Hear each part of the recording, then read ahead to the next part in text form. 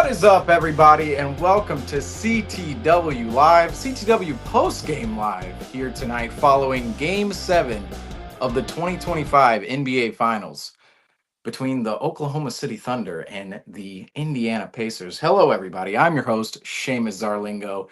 Alongside of me tonight, Andrew Quinn, and we cover tonight a very historic moment in NBA history. Game 7 of the 2025 NBA Finals between the Oklahoma City Thunder and the Indiana Pacers. And we see here on the bottom of the screen, the Oklahoma City Thunder. They win the 2025 NBA title, defeating the Indiana Pacers 103-91 in Game 7 down in Oklahoma City, Oklahoma, to take the 2025 NBA title. The Oklahoma City Thunder finally, shouldn't say finally, but they do get over the hump. Not quite finally. It didn't take them too long to get over the hump. However, they do in Game 7. We talked a lot about this matchup the other night after Game 6, Andrew. However, after this result here in Game 7, a new champion has been crowned. The Celtics, no longer the reigning NBA champions, unfortunately. But Andrew, your initial thoughts on Game 7 and the NBA title. The Oklahoma City Thunder winning Yeah, the they 2025 finally NBA got one. title. They finally got one. For them, I mean, it's been a long time coming. They had like we all know they had the Westbrook, they had that Durant tenure where they just couldn't really find a way to really capitalize on the moment and win. And so these guys, they saw the opportunity and they delivered a championship to Oklahoma City. Um, First time in OKC, and it was a big game, despite Halliburton getting injured, which we're gonna probably discuss. But first of all, my deepest apologies or sorries. I feel horrible for Halliburton. No one deserves to go through that injury. We just had Tatum. We had many other guys that have dealt with this same similar injury. So it's tough to see across the league these injuries kind of be running rampant, and you don't want to see guys with that much talent, with that much heart, and that much love for the game go down, especially in such a big moment. So once again, feel horrible for Halliburton. Wishing a speedy recovery. Hopefully, he got the Tatum the quick surgery right after. Hopefully they hopped on it right away. But once again, I feel horrible for him. From the game tonight, I mean, early on it was a lot of back and forth, a lot of change of scores. Lead changes, and it just appeared that guys shaking off the jitters. It's the NBA Finals. We're trying to find our rhythm, find our groove. These are big moments for many of these players, and Richard Jefferson touched upon this too during the pregame. He's like, these guys, you never know when the next time you're going to be back in the finals. Richard Jefferson, it took him maybe like a year. I mean, 10 years or something between when he was first in the finals to when he actually won it with Cleveland, right? So, I mean, these moments, they're filled with pressure, and when the game first starts, when the jump ball, when the tip goes, I mean, I'm sure the adrenaline rushes, right? So that's where you kind of see those lead changes. But after Halliburton went down, it just appeared that like the Thunder defensively, eh, they just were wearing down the Pacers. I mean, just over and over again, just harassing them. I mean, sending two on the ball handlers, really forcing them to like find a way to create and get taking the ball out of the key guys' hands. Siakam, you know, he didn't play his best. I mean, these guys struggled. I mean, they created 21 turnovers compared to the Thunder 7. I mean, that's a lot of extra possessions for the Thunder. Steals, they had 14 steals, which is ridiculous compared to their 6. I mean, they were really just harassing the Pacers, and they took advantage of the moment considering Halliburton was out. You know what I mean? They didn't take their foot off the gas pedal and say a Griffin, a Griffin saying. You guys heard that on this program a lot. They didn't take their foot off the gas pedal. They said, "Okay, he's down, he's injured. Yes, that's unfortunate, but it's an opportunity for us to uh, go even harder, attack, force pressure, make guys that don't play typical roles." McConnell played great. He He stepped into the role he produced on the offensive end, but you got to imagine McConnell not, that's not his main role. You know what I mean? He comes off the bench. He provides relief to Halliburton when needed. So, having that a different role for McConnell, it probably forced him kind of in positions that he wasn't used to it, and probably tired him out, right? So that's what I saw. I just saw the Thunder just completely just kind of wear out the Pacers, and we saw that as the game continued, and we saw that towards the end when they just kind of ran away with it. So that's what I saw. But also Shea, like he had in the last game, he had 8 turnovers. Today he cut that. The Thunder had 7 turnovers the entire game, right? So I thought Shea did a great job at just facilitating, penetrating, getting to the paint, and just moving the ball well.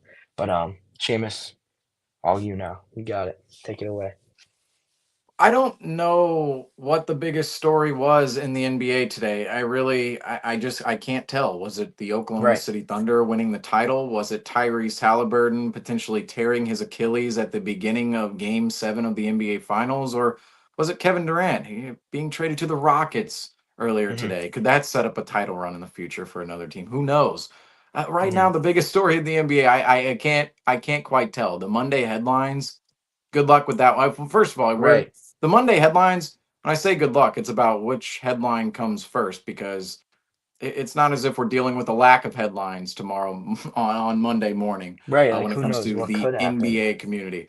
But this game clearly affected by the injury of Tyrese Halliburton, the injury to Tyrese Halliburton at the beginning of the game. Very reminiscent, unfortunately, of Kevin Durant's injury back in 2019, where Kevin Durant Hmm. is dealing with a calf strain. He forces it a little bit, plays in the NBA Finals, and people forget during that run, that 2019 Golden State run, Kevin Durant was out essentially a month with that calf strain. He missed time in the Houston Rockets semifinal series. He missed time in the Western Conference Finals against the Blazers, and then he missed a bunch of time in the NBA Finals until he finally came back in Game 5 against the Raptors, played 14 minutes, and then tore his Achilles. We know from Halliburton's story that hamstring started to, or not hamstring, rather, his calf started to eat at him a couple of games ago, particularly around games 5 and 6. And game 6, he comes out, he actually plays, and the Pacers go and blow out the Oklahoma City Thunder. And at the beginning of this game tonight, game 7, and for the entirety of game 6, Tyrese Halliburton looked closer to his normal self than You hobbled. look There were good. moments of Tyrese Halliburton hobbling around the floor, but he looked close to his normal self, especially coming out tonight hitting three threes immediately. He was three Yeah. for three from three, had 9 points right off the bat. Or sorry, he was 3 of 4 actually at the end of the night in only 7 minutes played. But the first 7 minutes of the game, right? Tyrese Halliburton comes out, and it's clear what injury he sustained. We saw it with Jason Tatum, we saw it with Kevin Durant a long time ago. We saw it with Damian Lillard earlier in these playoffs, and the Achilles tear is becoming a little bit of a story here in I the know. I know. NBA. I'm And honestly curious. I see Victor Oladipo talking about it on Twitter and about players' health, and that's a whole nother conversation here because sometimes we know with Jalen Brown, right? It's not always the team's decision to push players forward and push them out there. It's sometimes the player's competitiveness. I mean, Jalen Brown, Right. he No. wanted to play for the 100%. torn meniscus. Tyrese Halliburton wanted to play in Game 7 of the NBA Finals with the calf strain, and unfortunately, these are the moment in which we saw earlier in this game in the first 7 minutes when Tyrese Halliburton is banging his hand on the floor. Those are the moments you risk by playing with injury, unfortunately. The long term injuries, you snap a ligament, you snap a bone, you snap something. Anytime that happens, there's going to be long term risk involved. And unfortunately, it looks like the Pacers from this game, this is I hate to say it. I mean, the Pacers were at their pinnacle coming into today. I mean, the possibilities of today for the Indiana Pacer fan base, it was win the NBA Finals, win an impossible NBA Finals on the road in Game 7 against the juggernaut Oklahoma City Thunder team in a spot that the Pacers just, if you look at the entire playoff run of the Pacers, feels like it's like, how are they even here, right? How are they in Right. Game 7 Yeah. of the NBA Finals? I remember thinking a month ago, wow, they're winning game one in Cleveland. And game one in Cleveland seems like And peanuts to this situation. It really yeah, and I'm does. sure they felt the same way too. They're probably in there in this game. And I mean, obviously they have confidence in themselves, but you got to think in the back of their mind, they're like, man, we got to take advantage of this moment. This is crazy. Well, And, 100%. and I will say though, in some ways though, I see the Thunder as a team that like thought they belonged here. Like they knew they were getting here. And that's the kind of like energy, confidence that they had as a team. Like you saw it in post game prep. You saw it in post game, like when they're talking to reporters. You see it just on the court, the way they play together, the way they really mesh together well. Like that's kind of what I saw in the Celtics last year. Like it was just this contagious energy that just you couldn't really put a finger on exactly why or how it got there, but you could feel it. You knew it was that, and to me, it felt like the Thunder, no matter what was happening, what went on, they kind of just found a way to just stay the course and push through. And so, you know, no matter what happened, you could say that the Thunder, it was an ideal season and they capped it off. It was almost like that perfect storm for them. A perfect storm, no pun intended there for the Thunder, or pun Right, intended right. for No, them. Yeah. yeah, But but looking at this from a Pacers perspective, the Thunder, they're first of all, the Thunder, they're basically celebrating one of their, I mean, they the best night in franchise history. In my, I mean, yeah. does any other I night mean, top this? yeah. I mean, Westbrook No, no. 20, 20, and 20. I don't think so in the regular season. But the Pacers, this might be the worst night in their franchise's history. They lose Agreed. a game seven of the NBA Finals, and not only do they lose a game seven of the NBA Finals, they potentially lose their star player Tyrese Halliburton for the entirety of next season. That is a gut punch. You go from literally the pinnacle if you're the Pacers. You are going into a game seven of the NBA Finals with a chance to win. Because in my mind, you talked a little bit about the Pacers showing that emotion at the end. The Mhm. Pacers, although they're the underdogs, although they're the team that didn't expect to be here, as you mentioned, the Thunder, they were. And I mentioned this in the pregame too. The Thunder, I felt there was some applied pressure on them because they were supposed to be the team in that situation. They're supposed to win Right. the title. They're supposed to be that team of destiny. And now it's getting a little tight. It's like you have one game left to actually fulfill the goal of this season. But rather, the Pacers, every single Pacers player, despite the underdog story coming in, every single Pacers player thought they would win this game. They Right. believed they could win this game. Every single Pacers player. And unfortunately, at the end of the night, the Pacers, they fall short by what it was, let's see, 12 points on the bottom of the screen here. And Mhm. you have to think if Tyrese Halliburton is playing in this game, maybe that story is a little bit different. That's always going to be a huge what if. But on top of it, you come short of history, right? You fall short of history if you're the Pacers by 12 points tonight on the road. And not only that, but you lose your star player potentially for all of next season. I mean, the Celtics, game four, that's basically what happened to the Celtics in game four. Went down 3-1, lost Tatum for all of next year. But for the Pacers, this is almost worse.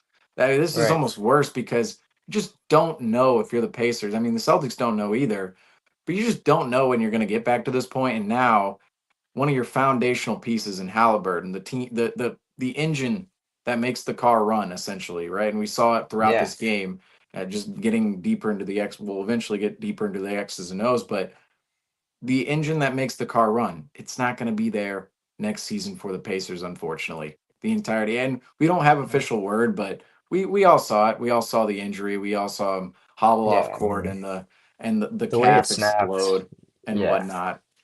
However, that being said, that moment was unfortunate for the Pacers. And this is just the world of sports in which we live in. There's winners and there are losers. Tonight, the big losers or unfortunately the Indiana Pacers. They lose a game seven and lose their star player. But the big winners tonight, the Oklahoma City Thunder.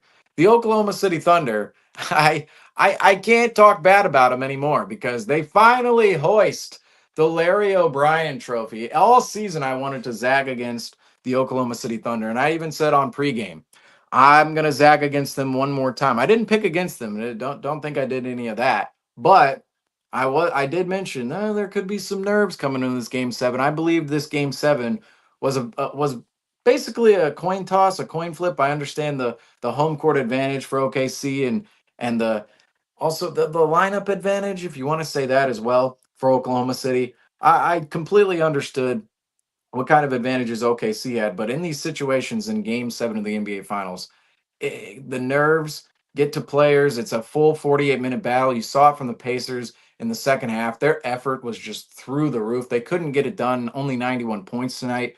But the Pacers' effort, I mean, they were fighting for their playoff Yeah. lives, their NBA lives out there. And that's the kind of effort you get in a game 7. I wouldn't be surprised if half the Pacers roster went back to the locker room and just absolutely vomited all over the place because of how much effort they gave out on the basketball court at the end of that game 7. However, we see the Oklahoma City Thunder, they hoist the Larry O'Brien Trophy, and they are your 2025 NBA champions. Unfortunately, the Celtics not in this spot. We thought at the No beginning of the longer. season, Yeah. maybe just maybe I'm looking across the room right now. I see this banner's from last year. I immediately upon the Celtics winning on opening night against the Knicks, I went out and bought the material for the next banner or the this year's banner, the 2025 banner, but OKC, they're coming away with a banner of their own. The Celtics, unfortunately, going to have to wait another year or two to put another one up there in the rafters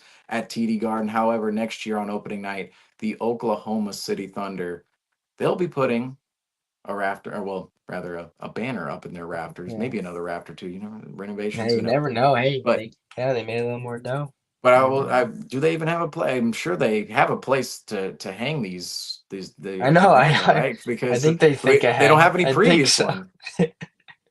I'm very Yeah, I interested to know. see what it will look like. Every single banner looks, has its own style, and OKC will now have its like Denver in 2023. It's like now you get the chance because the Celtics the chance was 70 years ago, right? When they won the 57 title. That's when the banner design was established. Now Right, right. OKC Yeah, you in can't go back. 2025 they get to really design their I mean, banner. there's too many banners to take down and redesign. I mean, that'd be a lot of work to put them all up for the Celtics. So, but the Thunder, fresh start. So they better think ahead. They better think.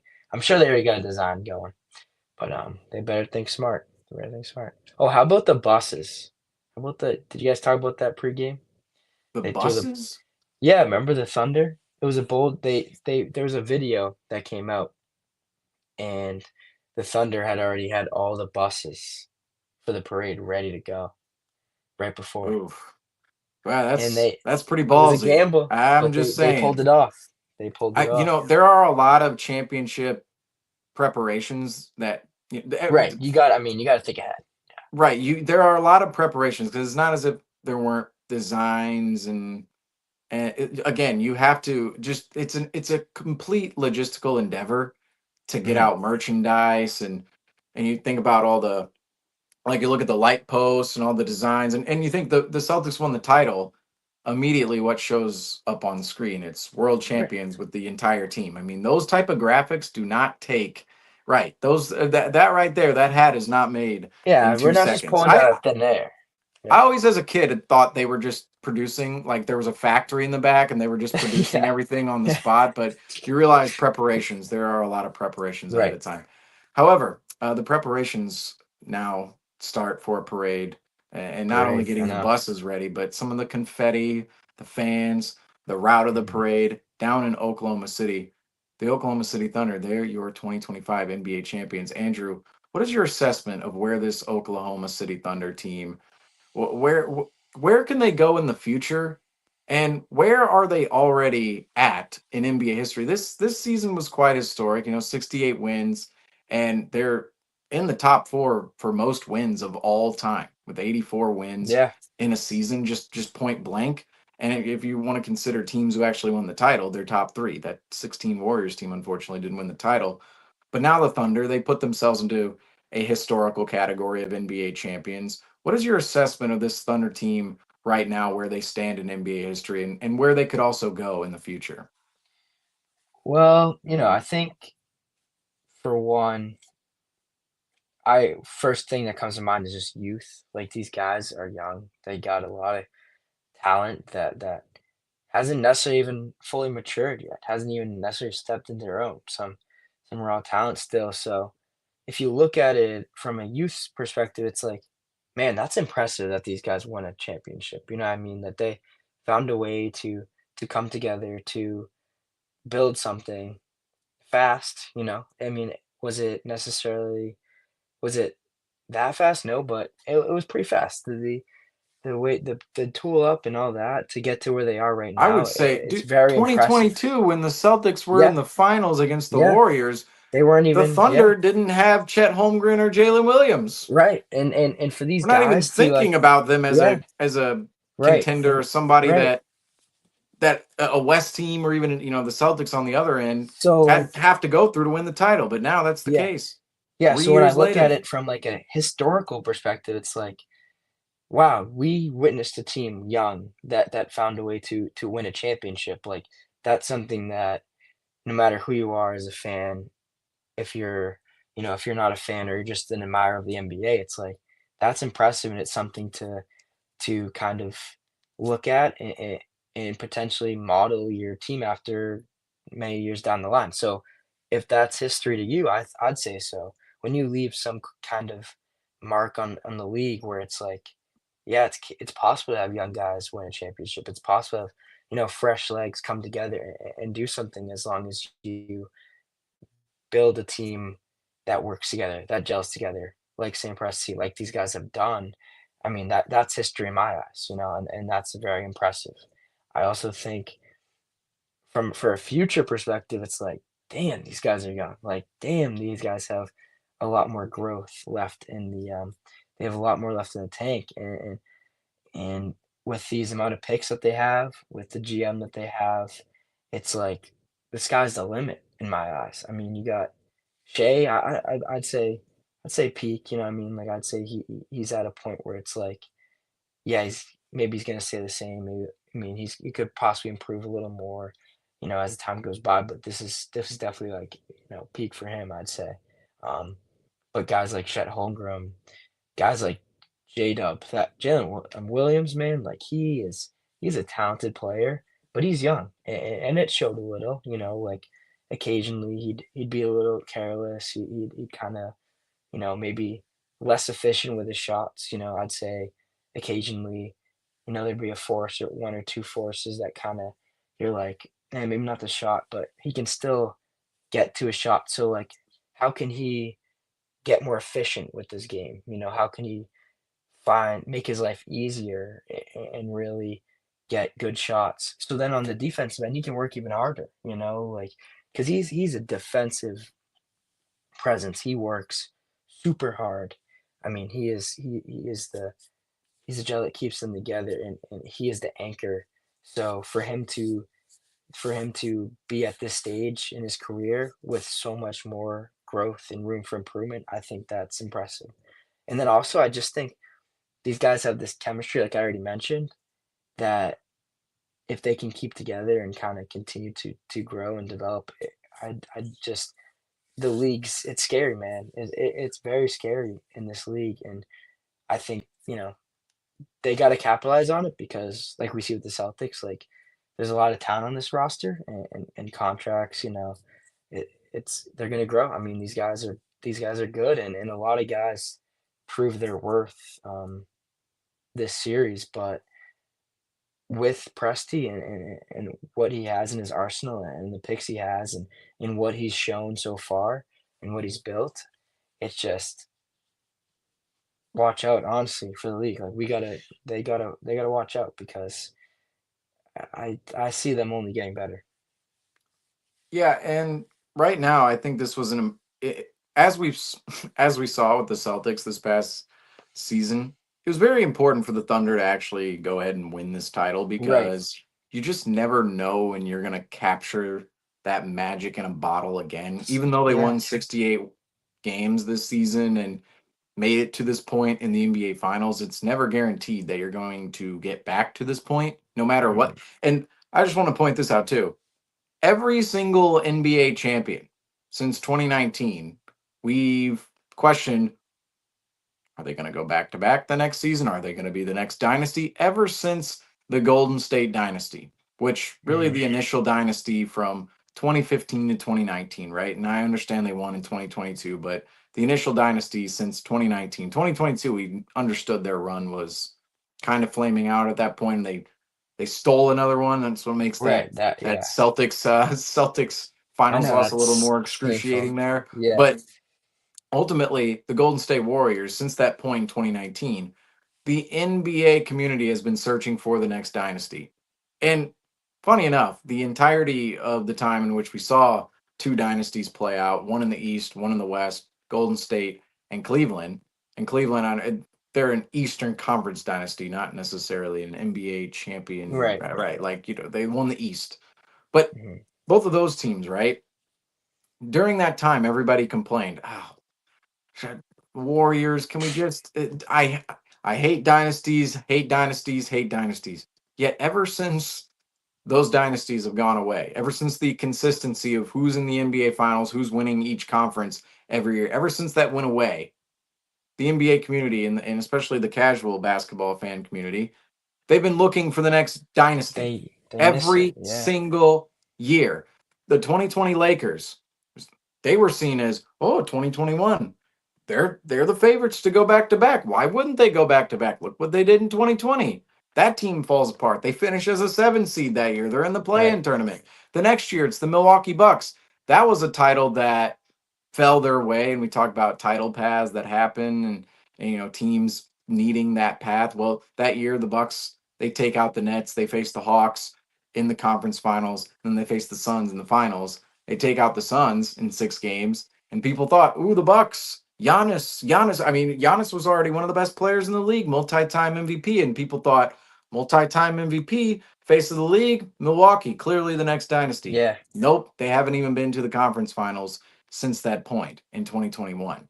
2022, Celtics, Warriors, we've Yeah. talked ad nauseum about that one in the past, Impressive, but honestly. the Warriors stole another title from their last dynasty run, retooled, stole another title. Didn't really think they were going to go and do it again. They had already really done it. But 2023, people thought the Denver Nuggets, here they come in 2024. They're clearly the favorites again. I remember they beat the Celtics at TD Garden for their first loss of the season. The Celtics were 20-0 going into that game. The Mhm. Nuggets win. It's 20-1, and people are going, oh, well, the Celtics, I don't know if they can get over the hump because they can't beat Denver. If they beat Denver, if they face Denver in the finals, they might not be able to catch Denver. Well, the Celtics, they don't even face Denver in the finals. They face Dallas in the I finals know. last year, the Dallas Mavericks, and Denver goes out in the second round. And then we have the story. We've covered it. I mean, we literally have an entire, I mean, basically a whole movie series of post games this this season, uh, pertaining to the Celtics title pursuit, back to back title pursuit. And we all know how that went. We all saw how that ended at the end, an embarrassing exit against the New York Knicks after the Celtics were deemed the team to finally maybe be that next upcoming dynasty because every single player was locked up, right? Tatum locked up, Brown locked up for the long term in terms of future money and their contracts. Brown and Tatum both locked up. Derek White received an extension. Drew Holiday received an extension. Porzingis received a slightly smaller extension. All those guys locked up for the future. The Celtics have to be the next dynasty, right? Nope, the Celtics flame out in the second round. And Yeah. now we make our way to the current day where the Oklahoma City Thunder, they win the title. And right now, it seems as if maybe the Thunder could go back to back next season. They're very Odds are already on young. him. Yeah. They're very young. I mean, you look at their team. I really hit on it earlier. Is three of their top 6 minute getters in this final series. Three of their top six, 24 years old or younger, and two of those players include Chet Holmgren and Jalen Williams, who are arguably the second and third best player, the third best players, second and third best players on the Oklahoma City Thunder. But going into the future, the Oklahoma City Thunder, they definitely, well, we'll get into a little bit more detail on it later on in time. They're definitely set up for the future. However, I do want to talk about the Pacers real quick. Uh, Yeah. the Pacers moving forward, Tyrese Halliburton, it looks like he sustained a catastrophic Achilles injury. We're in this time period where we we know this time period from the whole Tatum timeline of what happened. Tatum goes down with what appears to be a torn Achilles, gets the surgery 12 hours later, and we don't hear about it until 18 hours later the next afternoon about his surgery and yada yada. So we haven't heard anything about Tyrese Halliburton potential surgery or even if he ruptured his Achilles, right? We just again could talk it into into existence a calf Right, strain for right. Tyrese Just Halliburton. theorizing. But likely not. Likely a torn Achilles. The reaction, the whole production of I everything mean, yeah, afterwards, everything and about it. It's just it it's was very definitely a familiar. catastrophic injury. But next year, now the Pacers, one win away from the NBA Finals and winning the NBA Finals. They don't do it. They come 12. They come within 12 points of doing it. Actually, where do the Pacers go from here now next season? And do the Pacers now fall out of the top of the East?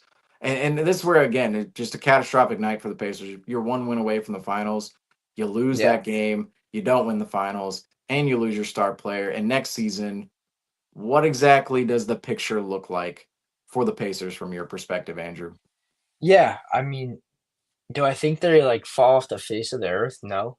I mean, I think they do have some young talent and guys like Benedict Mathurin, who dropped 24 points tonight, Andrew Nemhard, who looks like he's really developing to his own, who can create his own shot, who can get good looks, and then you still have Siakam, right? So, yes, I think that they are not going to be where they are today, where they are right now. I mean, once again, they kind of found a way to turn this season into something that maybe not everyone would have thought.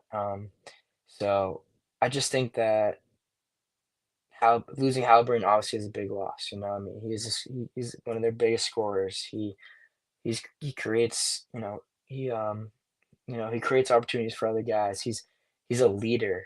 He brings this charismatic energy that kind of goes throughout the team and kind of picks them up. So I do think that they're going to kind of drop within the standings. But once again, we've talked about with the Celtics. The East is kind of up in the air, right? Like it's not necessarily like everyone. It's not necessarily like there's one team that is the best and is going to completely dominate. So that kind of gives them a little more hope, gives them a little more optimism. I think the only problem maybe would be potentially, like depth. Like how are they going to retool in the offseason? Maybe like what are they going to do? Because you do have kind of like we saw TJ McConnell play well, but like can he sustain a role like that throughout the entire regular season? No, I don't see it happening, right? So I think the Pacers obviously like within this offseason, maybe they got to make some moves. And also the thing is about a team like the Pacers and just any team in the NBA, we saw it with the Celtics this year. You got to find a way to be dynamic. Like you got to find a way to kind of shift and change your identity and kind of morph into something else because teams kind of get a read on you. So maybe that's what the Pacers do. So I'm not gonna count them out. I think they got a lot of grit, a lot of toughness, and even like a guy like Aaron Nesmith who kind of found a groove, kind of was finding a way to kind of really carve out a really large role that he was really impacting the team on a high level. Like these guys have confidence. They're Halliburton's hurt. They're gonna come out with kind of this level of vengeance. Like we want to come back to where we were. So definitely don't count them out, but I I think it'd be a lot harder for them to kind of carve out a path this next season. Next year for the Pacers, all of a sudden, this is where you just enter the dark realms of the NBA. I don't believe they're going to be bottom feeders by any means, No, but this is where again you go from the the pinnacle of your franchise essentially. You make it to game 7 of the NBA finals after a boisterous audacious win in game 6 the other night at home for the last home game of the season. Great moment there, but then now you lose game 7 and you lose Tyrese Halliburton and the future like with the and I Celtics the future seems a little more. I mean the Celtics future is very much up in the air, but there are a lot of there are a lot of assets there to retool for the Celtics, yeah, and there's going to be a we were lot more talking. motion. Whereas the Pacers, it felt as if next season they weren't going to do anything crazy to their roster. Right, like this, yeah, They were going to stand pat most likely over this offseason, maybe tweak around the fringes as every team tries to do, but they were going to keep the same bulk of guys. They weren't going I to know. go crazy and trade away some of their core players for other upgrades. They weren't going to do that. But now with Yet, Haliburton injured, it's eh, like how what I mean, he's already like, kind what of can you even? What is your like outlook for 2 years from right, now? Is how I like see is it. Is Haliburton coming back? Like, is he that type of guy that can come back from injury like that and like make an like Tatum? I have a little more confidence in, and it's I'm not even like Celtics bias like through the window. That's not even what I'm saying. But like a guy like Haliburton, he does seem to he's be a a little more little like more. yeah, like the way he Remember when kind he of had the drives through. hamstring injury against the Celtics and wasn't the same for Yeah, a yeah, he season and a just half? It seems a felt little like. more he seems a little more, I wouldn't say injury prone, but a little more fragile, I guess, in some ways, and He's just kinda like definitely, if you look at his body type, he's right, very just even his lengthy and body thin. type, like, then it's like Halburn, great player, don't get me wrong, and he has proven to the world, like, there's a lot of hate at the beginning of the year, or not necessarily hate, but just like, is this like, his stats weren't really showing what he was capable of. And and he did kind of step into that role and found a path and really led this team to like crazy places they didn't think. But like, is Halburn like that all-star that caliber player where like he comes back and he doesn't miss a beat where like they can rely on this they can rely on him for the rest of the year like a guy, he's like a guard, like I feel like guards it's harder for them to kind of come back and find a way to kind of continue to make an impact. They rely so much on their explosion Quickness, and right. just right the quickness, the shiftiness. Now, Halliburton is not as shifty as some other guards. I feel like, but he Right. is. He is in Yeah. some ways. He's just And it's also not as his he's center of not as gravity is a physical. little. Yeah. It's not And as he's not as compact. physical. He's not as physical either, like a guy like Luca or like a guy like Brunson who can kinda utilize his body and kinda create space through that and get to the paint and then dish out for his teammates. It's like we said, it's just quickness, like, not as shifty like you said, but it's just quickness, getting to the paint and dishing out and guys, and, like, if that's out of his game, he's not nearly as effective. Well, just think about every single game winner of his during the playoffs. Mhm. I shouldn't even say game winner, but just incredible, impossible shot Yeah. shots at the end of these games. Because some of them, the Knicks one forced overtime to bounce in. But you Right. think about all these shots. The first one drives to the rim against Milwaukee, and that's just a hard drive to the rim. Gets past a guy like I forgot who was defending Mhm. him on the perimeter. Might have been Gary Trent, might have been somebody else. Bobby Port. I don't remember who was defending him on the perimeter, but blows past him right on the perimeter, goes past, gets to the bucket, and finishes, and that's the game winner against the Bucks in Game 5. In Game 1 against Cleveland, he or no, rather Game 2 against Cleveland, it's a steal. He gets the ball. He drives a little bit, but then it's a step back and it's a three and it goes in. Mhm. And then the New York one, he drives and he damn near gets all the way to the rim, but then he just does a complete 180 Right. and just runs the other way. I mean, he's not even, if you Yeah. watch the replay in slow mo, he's not even looking or even driving Ring towards the around the basket. He's going rosy. towards the other basket and then just whoop, turns around, shoots the ball. And then we all know the Yeah. story. It clanks and then it's like a Kawhi. It's basically the second version of the Kawhi Yeah, shot. crazy Goes shot. up and goes down and in. And then against the Thunder in Game 1, that's one where that was an awkward shot. Like if anybody remembers Yeah. that shot, very awkward angle, awkward distance, awkward everything. And he gets the ball, drives up the floor, gets to his spot, and I wouldn't even say it gets to his spot. I don't think he Right, was no. thinking he was trying to get to his spot Yeah. there. It's also But like just yeah. even that shot, it's like the athleticism, the technique, like everything that had to come into play on that to Also yeah, actually stop also himself and take that the amount of attempt. effort the amount of effort that goes into that shot, like, it does seem that he works very hard for his shots, you know what I mean? It's not as effortlessly, like, he's putting everything he's got to get open in these shots. Well, I like mean, like you exactly said all four of those shots, it's like you kind of. maximum output. He need right. It's like you need that Achilles tendon. You need You a little do. bit of that quickness. You need a little bit of that athleticism.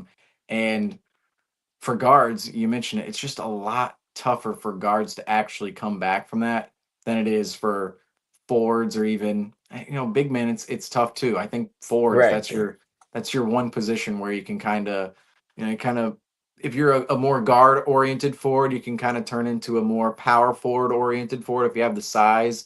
And there's just Mhm. a lot more skill and Um, versatility involved with the forward position. It's just tougher for guards to go through, unfortunately. And Tyrese Halliburton, it's I hate to bring this up, but it is if the Pacers don't win Game 6, Tyrese Halliburton, it's like, maybe he plays next season. It's just the most unfortunate I know. circumstance. Like you think this entire run, like I'm trying to compartmentalize what this entire run will look like in history for the Pacers because during the run it just seemed magical. It seemed like this run that was going to be looked at in such a good light in NBA history and Pacers franchise history. And it may very well still be looked at in that way for all the incredible moments in which we saw along the way. But at the same time, there is this ending, this brutal ending, right? Where they lose game 7 of the NBA Finals. They lose Tyrese Halliburton for the foreseeable future, and he tears his Achilles. I And know. It's now almost it like, just seems unfair, right? For both yeah. Halliburton in the spot in game 7 early on in game 7, last game of the season, and just for the Pacers in this run. I mean, this was Yeah, it's not like the how the story was Pacers supposed to end. it's like the Pacers organization now is kinda like at this, like, man, it could go 2 directions. It sucks, like, to be on that high of a point, that high of the mountain, and it's a far fall, you know what I mean? And it's like the Pacers organization, it's nice to see, like, an Indiana Pacers team kinda be this talented. We've talked about it kinda throughout the entirety of the season, like, we're seeing, like, a Magic team kinda coming back into into the minds of NBA fans. We're seeing, different teams that kinda we haven't seen in a while, kinda come out of the woodwork and really trying to create a name for themselves. And in my mind, the Pacers are one of them, you know? I think it's good for the NBA to have, Indiana. I mean, Indiana, the the they're a basketball state. They love it. I mean, it's in their roots. It's in their to their core. Right, And right, yeah, there you go. there you I go. mean, it's just it's part of them. It's part of their identity. And the NBA, when you have this Indiana team, and this team, one, I mean, they're Indiana, but for two, just like effort, like working hard on every possession. I mean, giving their all, no matter the score, no matter what's going on in the game. I mean, we saw that time in, time out. They fought till the buzzer. I mean, for the NBA to potentially lose that, you're definitely sitting with yourself being like, "Man, that's a daunting thing to look at," because I'm happy with it, and it was an awesome thing to witness, despite what happened. But I just think it's good for basketball the way they played the game, and you just hope that even with the Halliburton not being able to play these next seasons, you just hope and pray that they still can somehow find a way to kind of bottle up that essence, that joy of basketball, that love of Indiana basketball that the NBA hasn't necessarily seen so in a long time. So I just hope that they're in this crossroads where they're like, man, we've seen this potential, we've seen this kind of love that the NBA has for us. We're not gonna waste it. We're gonna find a way to turn this around, That's hopefully what the mindset they have, you know? And you mentioned the Pacers' effort. You know what I say to that? It's the small market teams making a return. And of Right. course, that small market team here, the Oklahoma City Thunder winning the title tonight. And this is the epitome of the small market teams coming back into the NBA spotlight. They went away for quite a while there at the beginning of the decade, for a little bit there at the beginning of the decade when the New York Knicks, the Brooklyn Nets, the Los Angeles Lakers, they were coming into the spotlight of contention. Maybe not so much the Knicks, but certainly the Nets and the Lakers headlining the contenders at the beginning of the decade. Now it's the small market teams. This series, it was a battle of two small market teams, the Indiana Pacers and Oklahoma City Thunder. And of course, the Oklahoma City Thunder come away with the title. And to me, again, we're talking about Orlando being back into they're back into the picture. We're talking about it, Indiana. They're very much, at least they were in the picture this season. We'll have to see what their fate looks like later on down the line. And of course, Oklahoma City, they will definitely be in the picture of contention as the years roll on into the future. But I do, well, as we transition Andrew here out of the program, Andrew, very thankful for his contributions here on CTW Postgame tonight. We're going to go a little extra here to close out this postgame and this NBA season as well. This NBA season is officially concluded. The 24-25 season. I just last night I was thinking, man, we've made it to game 7 of the NBA finals, and that was of course tonight. But whew, Abu Dhabi seems it seems like it was a long time ago when the Celtics and Nuggets they they didn't quite kick off the NBA season, but they kicked off. But really, they did. I'm sorry. The preseason counts. It doesn't count for anything statistically over time, but when you're actually playing basketball, I think it's always comical every year. Guys, they're traded. Guys sign different places, and they're in their new uniforms on media day. Then they go play in preseason games, and then all of a sudden in the regular season, it's like their debut. It's their first game here, and it's like we saw them in 4 or 5 preseason games. Like that definitely is a thing. Like but anyway, the preseason, it just feels like it started so long ago out in Abu Dhabi between the Celtics and Nuggets. That moment just seems so far away from where we are right now after game 7 of the 2025 NBA finals. Just a reminder the season and just a reminder of the season of how long it can be and the ebbs and flows of the season along the way. It's truly incredible that we're at this point right now. It feels like, again, it feels like a long time ago the season started, yet we are finally at the end here. However, more points to get to on this game. I do want to dive more into the sort of X's and O's and some of the numbers involved in this game 7 because we started to hit on it a little bit at the beginning of this broadcast, but we're really going to square it away and paint a picture of what happened in this game because the Pacers, they had a chance. They certainly had a chance, even without Tyrese Halliburton. And unfortunately, their chances they didn't come out on the positive side, as we know. Um, but let's first of all put up. Let's transition over here.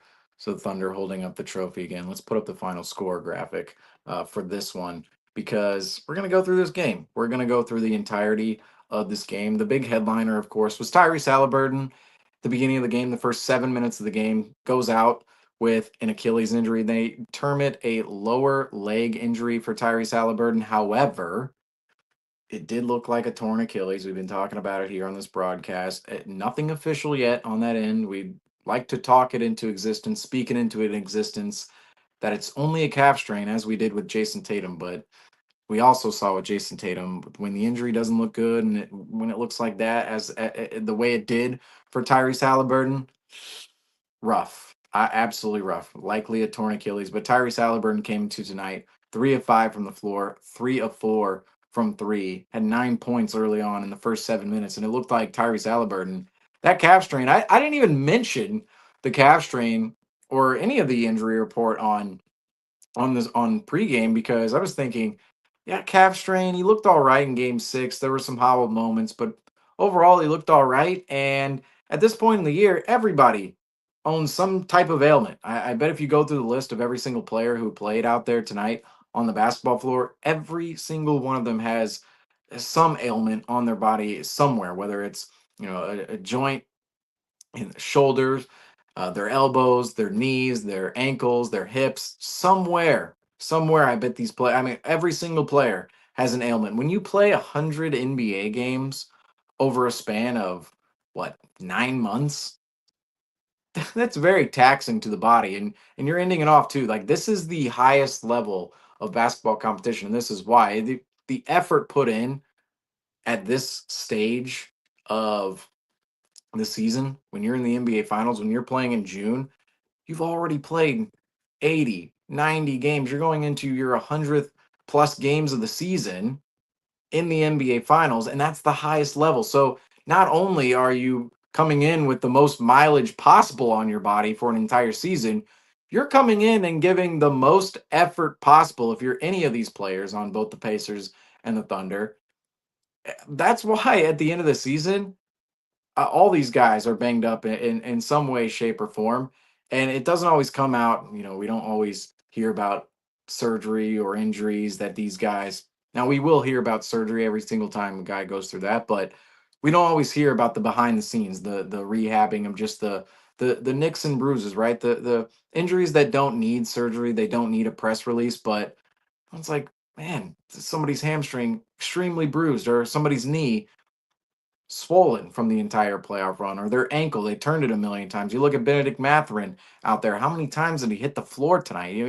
The effort by the Pacers was just out of this world, and the the physical demand in which both these teams put forth to their body during this series and even tonight's game.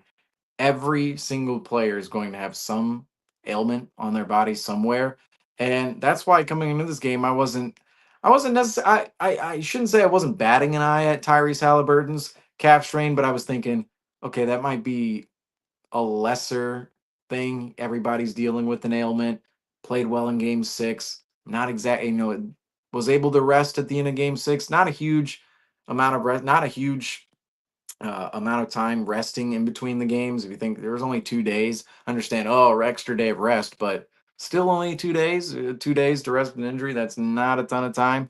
But I didn't even bat an eye to the calf strain. I thought Halliburton at the beginning of this game and even last game looked fine. And all of a sudden he's going down with the torn Achilles. And that's the unfortunate, that's the unfortunate, uh, risk one takes playing with the calf strain, and we saw it play out for Halliburton tonight. But it changed the entire dynamic of this game because it forced guys like Benedict Mathurin, Andrew Nimhard to take over huge roles as ball handlers, especially to TJ McConnell tonight, him as well.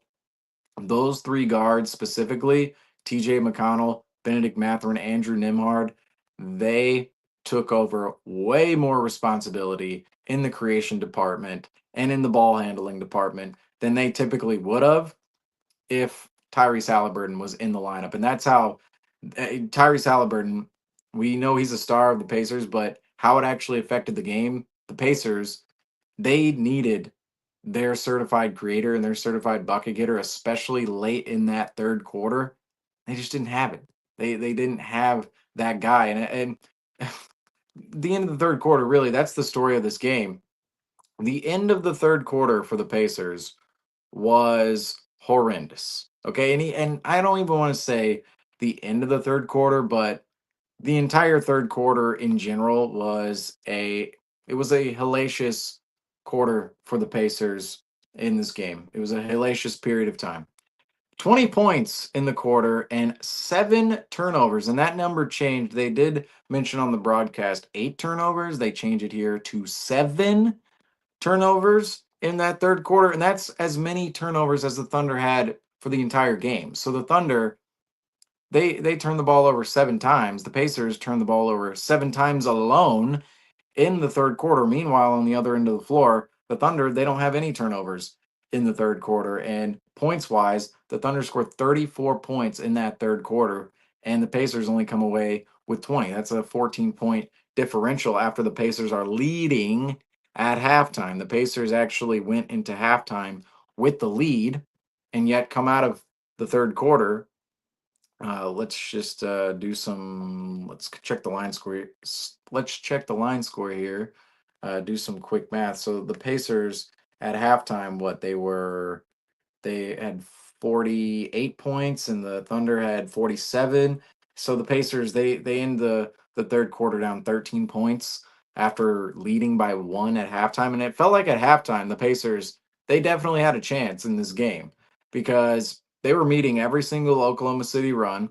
with points of their own. They were getting gritty buckets. They were getting wide open threes. And I'll say the Pacers, I'm surprised that's an area of the Pacers in general that wasn't maximized and optimized more in this series is just their ability to find open shots and hit threes because the Thunder in this series, they were horrendous shooting the three ball. And I'm very at this point in time, I'm just it's hilarious that we have a narrative that in the NBA and it pertains to the ratings and everything, like too many 3-point shots. Everybody shoots threes and everybody is playing the same way. Well, look at the 2025 NBA champions. Look at the Oklahoma City Thunder. Their 3-point shooting was not a strong suit in this series whatsoever. And even tonight, 11 of 40 from three. That's 27.5%. 27% in game seven, 11 of 40. For other teams across the league, if the Celtics shot like that in a game seven, I mean, good night, sayonara, goodbye. The Celtics are not getting past a game where they're shooting 11 of 40 in the playoffs, especially the way they were playing at the end of the playoffs. Maybe last year, but certainly not in 2025. The Oklahoma City Thunder, on the other hand, their 3-point shooting, it doesn't really affect them. It doesn't affect them as much as it seems like it should. They go on bad runs all the time, and somehow, some way, they stay competitive in games. If you want to look at their entire 3-point shooting line from the series, 8 of 30 in game six, that's 26%. So 8 of 30 in game six. How about game five? Let's go back to game five for the Oklahoma City Thunder. They shot well from three on low volume, 14 of 32, so 43.8% there in game five. It's good 3-point shooting there. And let's go back to game four. Game four, 3 of 16. And mind you, that's a game in which the Thunder won.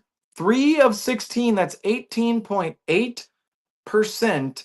The Thunder win this game in Indiana 111 to 104, game four. And that's really why I believe game four, that's where the title was won and lost. The Pacers, they're up 10 in the third quarter. They're up 7 going into the fourth quarter. Cannot close the game out. The Thunder, Shea Gilgeous-Alexander essentially saves their season, and the Thunder tied the series up 2-2 instead of the Thunder going down 3-1, 1-3 in the series. I felt like the title was won and lost in game four, specifically game four down the stretch. But the Thunder in game four, they win that game. They win game four despite shooting 3 of 16 from three on the road. I'm sorry. Today's NBA for any other team, that is a death sentence on the road in the NBA playoffs. 3 of 16? Number one, the volume 16 3-point attempts, 16. And in this game, in game four, they shot 78 times. So 16 of the 78 shots. Think about the Celtics this past season. I know I keep bringing up the Celtics, but they're a team that would take more threes than twos for a good portion of the season. I mean, they would be a regular trend of the Celtics. Meanwhile, the Thunder, they shoot 16 of their 78 shots from three and only hit 3 of them. 9 of their 111 points, 9 of them came from 3-point land in game four. That is a death sentence for any other team playing in today's NBA who relies heavily on the three ball. And that was in game four. There's more. How about game number three? 10 of 22. Actually shot pretty efficiently there. But again, the volume. Look at the volume. 22 of 79 shots from three. And they shot 45.5% in game three. And that's actually a game they lost. So they shoot 45% from three. And that's a game they lost. Game two. How about this? Going back to game two at home, they shoot 14 of 36, 38.9%. Not too bad. That's around league average. And how about game one for the Thunder? They shoot 11 of 30, 36.7%. So just going through the box scores in this series and looking at the Thunder's 3-point ability and looking at the narrative that exists out in the NBA landscape, this Thunder team, I mean, they defy all of the narratives. They defy all of the, oh, every team's a jump shooting team. They shoot. Every team relies heavily on the three ball. They rely too heavily on the three ball. Every team plays the same. Well, say that to the Oklahoma City Thunder. All right, talk to the Oklahoma City Thunder because this final series, they were anything but a jump shooting team. And throughout the playoffs, let's just face it, they were anything. The Oklahoma City Thunder were anything but a jump shooting team. And I'm blown away by how much success Oklahoma City I'm absolutely just the entire playoff run. I'm blown away by how much success they were able to find by shooting so horrendously from three. Because typically we do see when teams shoot that terribly from three, like they're usually facing an uphill battle. And again, 11 of 40 tonight in game seven. The Thunder, they're not getting it done from 3 point land. However, they get it done regardless. And how do they do that, you ask? Well, look at the shot attempts. The huge a huge component within this series, right? Coming into the series. These are the two best teams at winning the possession battle in the NBA this season. They're the best teams at winning the turnover battle, the transition battle, and ultimately the possession battle, right? Both teams like to force turnovers, get out and run in transition, and get themselves easy buckets at the other end while also turning their opponent's possessions into their own possessions. That is the name of the game for both of these teams here in the finals, in the 2025 NBA Finals. That's why this matchup was so interesting. You had fairly similar, they're very different in the half court in many ways, but similar styles of how they want to win ball games, right? In terms of winning the possession battle, creating turnovers, and then running in transition and creating as many possessions for themselves as humanly possible. Well, that was the battle in this series, and we came into this series saying whoever's going to win that battle is going to win the series. Well, that played out in game seven. Tonight, the Oklahoma City Thunder, they shoot the ball 87 times. Meanwhile, the Pacers, they shoot the ball only 70 times tonight. And that right there is the game. When you're taking 17 less attempts than your opponent, you are playing at a massive disadvantage, especially against this Thunder team. And that's what makes this Thunder team a little scary is imagine they were able to hit the three ball. Imagine, that you're out shooting a team by 17 field goal attempts. If you're hitting more threes, that's when the Thunder, it's like I feel like some of the Thunder, like the reason they were straddling the line the entirety of the playoffs is they never were able to hit jump shots. They never were able to establish a three ball in any regard. And most of the time they're winning on tough buckets by the rim, free throws, cuts to the rim, and and winning in transition as well. And that's where the Thunder, it's like they could be a little more scary if they actually hit a couple more jump shots because when you're winning that possession battle by the amount of field goal attempts in which the Thunder uh, typically win, we saw in game one that was the case as well, and throughout this final series, when they're winning at that margin, they're a tough team to beat. Any team is going to be a tough team to beat when they're winning by such a margin. 17 field goal attempts tonight, and for the Pacers, 21 turnovers. Andrew mentioned this earlier, but 21 turnovers for the Pacers tonight. Only 7 for the Thunder, and he mentioned too. Shea 8 turnovers in Game 6. Well, in Game 7, Shea Gilgeous-Alexander tonight. Only 1 turnover, and the Thunder only turned it over collectively 7 times. So Shea 8 times in game six alone. The Thunder as a team 7 times at home in game seven. So that's, it's a little home cook in there. The role players, everybody plays better at home.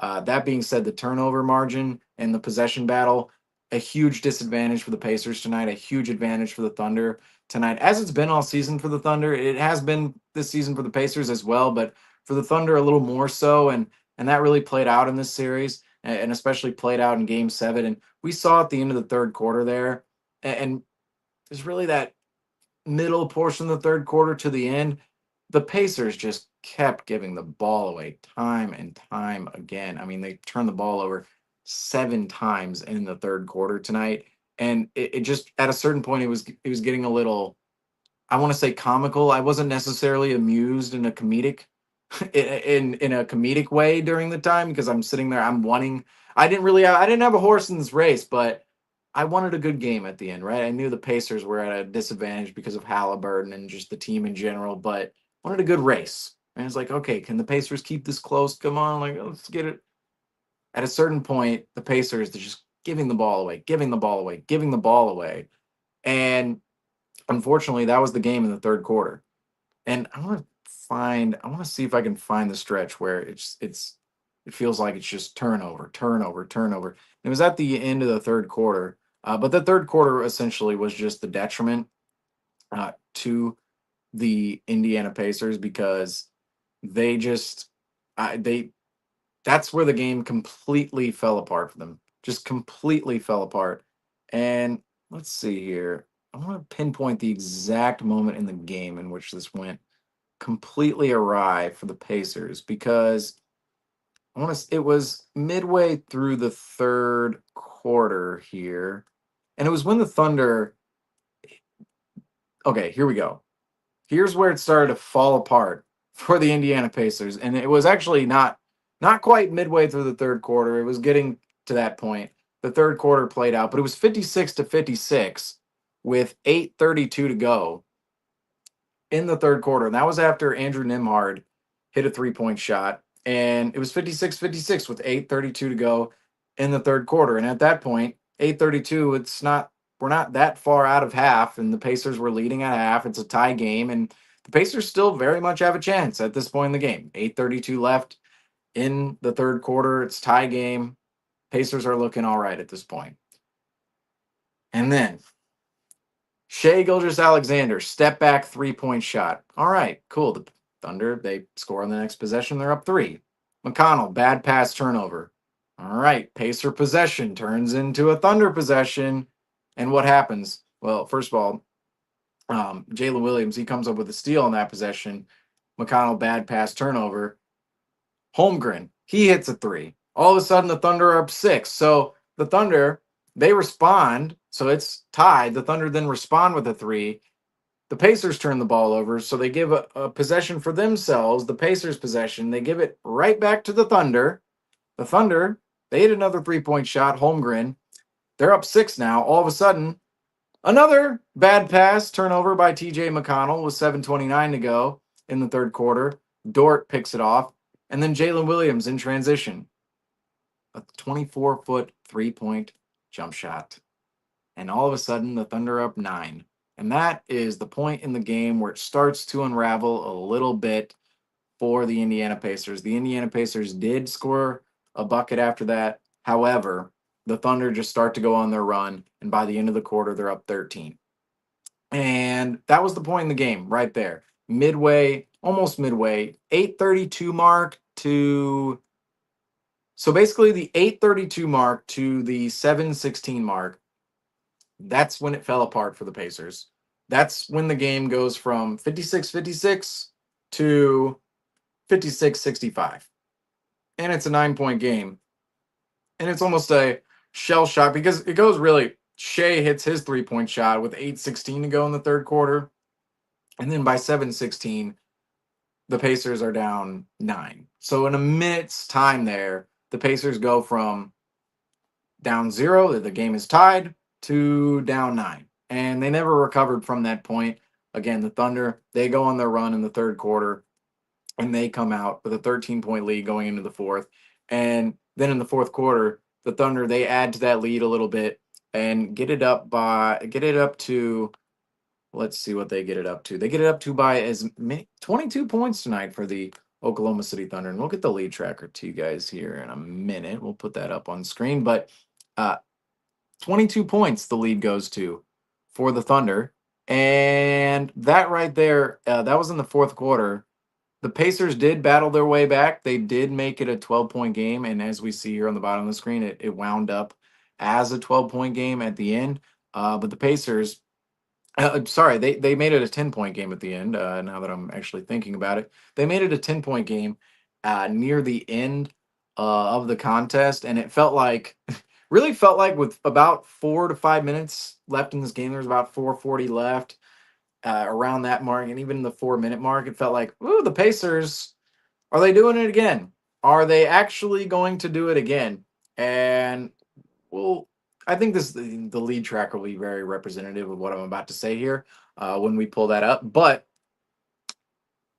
that time period, with about 4 minutes to go in the game, it felt like the Pacers. They're definitely playing from behind. They're definitely lacking a bucket getter right now. Obviously, Tyrese Halliburton out of the lineup, but they're only down 10. They're only down 12. It's 4 minutes left. There's a lot of possessions still left. Can the Pacers actually go ahead and pull this one out? Obviously, that's not what happened in the end, but the Pacers, even down to the final buzzer. I mean, they were the team that just would not go away. The team would not go away in any light whatsoever. And you got to give credit to the Pacers in that regard, because I felt as if the Pacers uh, some players on the Pacers tonight, and we'll go through some individual statistics here, but some of those guys were just playing their asses off in that second half. I mean, they were literally playing, it felt like, for their lives. I mean, forget playoff lives, forget it. It felt as if, I mean, seriously, the effort in which Matherin, Neesmith, McConnell, Nimhard at the end of the game, blitzing, pressuring, doubling, getting up into the grill of OKC's ball handlers, mainly Shea Gilgeous-Alexander. Uh, the effort at the end of the game, it was Game 7 effort, and the Pacers have to be applauded for that, because I like I said earlier when Andrew was on here, I mentioned I wouldn't be surprised if some of those guys went back to the locker room and absolutely vomited all over the place, because when you're putting in that much effort, I mean, you literally do not care about your physical limit at all. You just do not care about your physical limit, and that's where the Pacers and Thunder were tonight. The Thunder less so at the end of the game. Actually, thought the Thunder became a little sloppy there. It's like, okay, into Game 7, like, don't get too sloppy here in the NBA Finals. But the Pacers, when they were down, right, when they went down 22 points and when they were in the midst of collapsing, there was just not a lack of fight from them. It was just a personnel thing.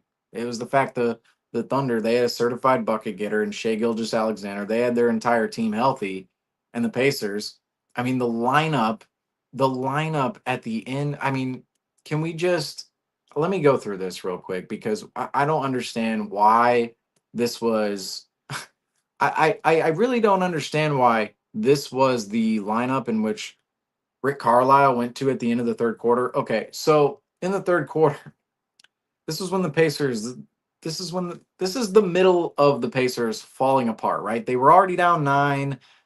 The Thunder, they're flirting with double digits. They're going up double digits, and Rick Carlisle throws out a lineup of T.J. McConnell, Ben Shepherd, Aaron Neesmith, Obi Toppin, and Tony Bradley. Does anybody want to comment down below, or tell me, or call me, or I don't know. Don't call me. It'll mess up this whole stream. But somebody tell me, who's the bucket getter in that lineup? Who is it? Is it Aaron Eastmith? Is it TJ McConnell? Are those supposed to be your guys? Really? And on top of this, Rick Carlisle goes, "Oh, this lineup isn't working." So therefore, he replaces Aaron Neesmith with Benedict Matherin, who had 24 points tonight. We'll get into him a little bit later. And Thomas Bryant for Tony Bradley. So after putting out a lineup of McConnell, Shepard, Neesmith, Toppin, and Bradley, Rick Carlisle then responds with a lineup of McConnell, Shepard, Matherin, Toppin, and Bryant. That is a play-in team lineup right there. I'm sorry. Like, that is, you can't, not one guy, like, okay, one starter. I understand. The second lineup doesn't own a starter, okay? McConnell, Shepard, Matherin, Top, and Bryant. That's your bench. If you're the Pacers, that's your bench. Okay, that lineup, that to me is, I'm not blaming Rick Carlisle for this loss whatsoever. Okay, I'm not doing that. But those lineups amidst the Pacers falling apart in this game, rough. I mean, rough. I mean, McConnell, Shepard, Matherin, Top, and Bryant. That's your bench. How can you not? This is Game 7. In my mind, Siakam should be playing 48 minutes. The minute Halliburton goes down, it should be Siakam. We're paying you 40 million. Play 48 minutes in Game 7. You're exhausting your tank. Go out there and give it your all. And again, the lineup too before this. McConnell, Shepard, Neesmith, Top, and Bradley. That's only one starter. Neesmith. So you're saying Miles Turner, Pascal Siakam, Nimhard, and we know Tyrese Halliburton obviously out of the lineup, but none of those guys could have been in this line. Like none of the starting staples of the Pacers. And I understand part of the Pacers, one of their big strengths is their depth, but those lineups at the end of the third quarter and then midway through the third quarter, rough for the Pacers. No bucket getters. Absolutely no bucket getters, no creators. And I applaud the Pacers' effort, but the personnel, unfortunately, was what got the Pacers tonight. That's what got the Pacers. And Halliburton is a huge equation of that, but just all around, I felt like the Pacers, when Halliburton went out of the lineup, I mean, they were searching, for anything on the offensive end of the floor, and the offense just didn't look the same from the Pacers' perspective. There was a lot of stagnant moments. There were a lot of moments where it just felt like guys were getting caught up in the air without a quick decision of where the ball would actually go. There were a lot of moments that involved players who don't typically play in isolation playing in isolation. I mean, guys like TJ McConnell, you had Aaron Neesmith in particular moments. And we know Nimhard and Matherin, they're a little used to that, but they were overused tonight within those roles from what they're typically responsible for.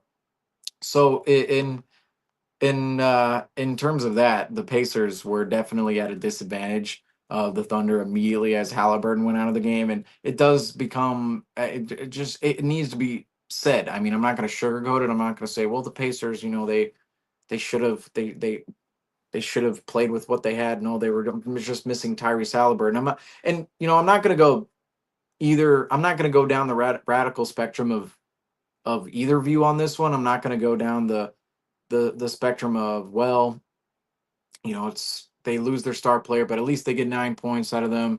Can't make a ton of excuses. Still have to play in that moment. Not going down that spectrum entirely, but I'm also not going down the spectrum of the Pacers would have won if they had Tyrese Halliburton, or this would have been just way different. I mean, it would have been certainly different, but uh, the Pacers, I mean, they did a good deal of shooting themselves in the foot tonight. However, this is the lead tracker. Here we see up on screen. And talking about this earlier, the Pacers, they were there in the I mean, look, they're up at halftime. The last lead tracker of the season, by the way, unfortunately, we're not going to see another lead tracker until summer league. Maybe we'll see some summer league trackers. But you see there at halftime, the Indiana Pacers, they're leading. They're leading there at half in the third quarter. They have a chance. And unfortunately, you see the end of that third quarter. Not a great end of the third quarter for the Indiana Pacers. And then eventually it leads into a 22-point lead for the Thunder. And then that's where that bite is taken. That's where you see the Pacers coming back there a little bit at the end, right? It's okay, the Pacers, are they gonna do it again? But it was a little bit too much to overcome for the Indiana Pacers at the end of the night. And of course, the Oklahoma City Thunder take home the 2025 NBA title. But there is your lead tracker for game 7 of the 2025 NBA Finals. So there you go. There's the lead tracker out there. But I do want to hop more into some of these third quarter statistics for the Pacers and where it kind of all fell apart, talking about some of the personnel and the rotations and numbers. But the third quarter, right? Let's just get into the shooting numbers. 8 of 17 for the Pacers, 2 of 6 from three. As for the Thunder, they shot 14 of 28. So we've talked about so much the possession battle. That's the third quarter is a microcosm of the whole game. The whole game, the Thunder outshoot the Pacers by 17 shots. Well, in the third quarter alone, the Thunder outshoot the Pacers by 11, 17 shots to 28 shots. And the Thunder, they take 13 threes in that third quarter, 13 to the Pacers 6. So 7 more 3-point attempts for the Thunder. And looking at everything too, the now, I will say the assists have been down for the Thunder in this series, just kind of looking at some of those numbers here. But the turnover battle we already mentioned, and then the free throw battle didn't really matter in that third quarter. But it's very much the possessions and the shots and the type of shots each team was getting. The Pacers just it was very, very difficult for the Pacers to actually get good shots on the offensive end of the floor. Again, a lot of stagnation, a lot of responsibility to guys who typically don't receive that much responsibility, with Tyrese Halliburton out of the lineup. And unfortunately, the Pacers they did a good job of riding the ship. It felt like the whole first half was, it's like, all right, OKC, are they about to grab this here? And then the Pacers, they would hit a big shot. They would hit a big three. McConnell would come down, make a layup, make an impossible layup, get a foul, go to the line. And it just felt like the Pacers were always patching up the runs, right? It's like, uh-oh, the whole boat's leaking, and the Pacers would just put some duct tape on it, right? But eventually the water was a little bit too much on the boat there in that third quarter and in the second half. And eventually the Thunder went on their run, and the Pacers just couldn't really hold it together. And it felt like that disaster was looming and it was a little imminent. But the Pacers, it was very much okay, it feels like the Pacers shouldn't, like, they're gonna fall behind in this game, but they're the Pacers and it's a 48-minute game for the title.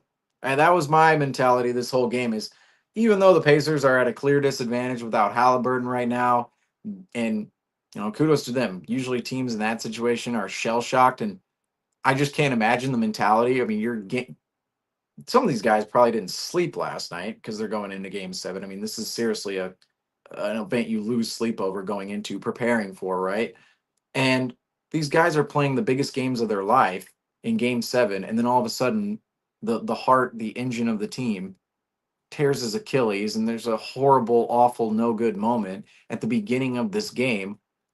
Yet the Pacers, they're just, yep, all right, keep playing game 7, just go ahead, keep playing. And that's just in that moment, it's a very tough mental grind to get over, going from game 7, sleepless nights, to we're actually playing in game 7, to our best player just went down with a catastrophic injury, to all right, there's 40 minutes left in this game, go out and compete. It's like, that's a very tough mental roller coaster to ride on if you're anybody on the Indiana Pacers. And at the beginning of this game, it felt as if the Pacers definitely, I mean, they were able to right the ship for the most part in that first half. They were leading at halftime. It just didn't feel like they were the aggressors, right? It just didn't really feel like they were the team in which had control of the game. It felt like the Thunder, they were more in control of their possessions. They felt like, obviously, too, I mean, they were just fully healthy out there. Felt like they were the better team, just just point blank. And in that third quarter, the Thunder just enacted what they've been doing all season, which is hounding ball handlers, getting deflections, tipping balls out in transition, going out and getting those loose balls. They're one of the best teams at actually attaining. It's one thing to create loose balls, but then you're going out and actually grabbing those loose balls. That's another thing. And the Thunder did that. They've been doing that all season. They did that tonight, and they turned those into easy buckets in transition, and that's what happened in this game. But ultimately, the second half, just a disastrous moment for the Pacers. 13 of 32 in that second half, 3 of 12 from three, so 25%. Ooh, that blasted 25%. We know it in Celtics Nation, but 25% from three for the Pacers in that second half. Meanwhile, for the Thunder, 7 of 22 from three, so not much better there for the Thunder, but 18 of 45. They shoot 40% from the floor. And meanwhile, they score 56 points in that second half. The Pacers only 43. Only 43 in the Thunder. 3 turnovers in the second half. The Pacers 13. 13. And again, shot discrepancy 45 to 32. So let's see that 13. So there was a 13 field goal attempt discrepancy in that second half. For the entire game, there was a 17 field goal attempt discrepancy. So it paints the picture there of, in the first half, there's only the Thunder, they've only created 4 more possessions for themselves, only shot the ball 4 more times opposed to the Pacers. Yet when we get to the second half, the first half, the Thunder only 4 more field goal attempts. They're losing at half. And then in the second half, the Thunder shoot the ball 13 more times than the Pacers. They force 13 of the Pacers' 21 turnovers in that second half. And you see at the end of the night, the Thunder, they win this game by 12 points. So paints a picture there of how crucial the turnover battle, the possession battle is for the Thunder and has been all season. And I got to say, it's very symbolic that the Thunder, the Thunder, what they were known for this season is exactly what happened in that third quarter. And it crazily symbolic of their entire season and where they are at right now. The Thunder to be able to close out the game and how they did in that second half, it's just a very symbolic, great moment for that franchise, everybody involved in the team and that fan base, because uh, this is obviously a moment. I mean, in Celtics Nation, this is a moment that does not occur every day, and not as especially not every year. But getting into some more individual stats here, we're going over a lot of team stats, and we'll get to a couple more team stats. Now let's list out a couple now. Bench points tonight. You can see Indiana 42-20 in terms of bench points. Sometimes I don't always like to look at bench points and go, "Oh, well, they won the bench point battle tonight. Therefore they had this huge advantage." No, no, no, no. Sometimes you have an occasion like tonight, you lose a starter or the starters aren't performing, and guess who?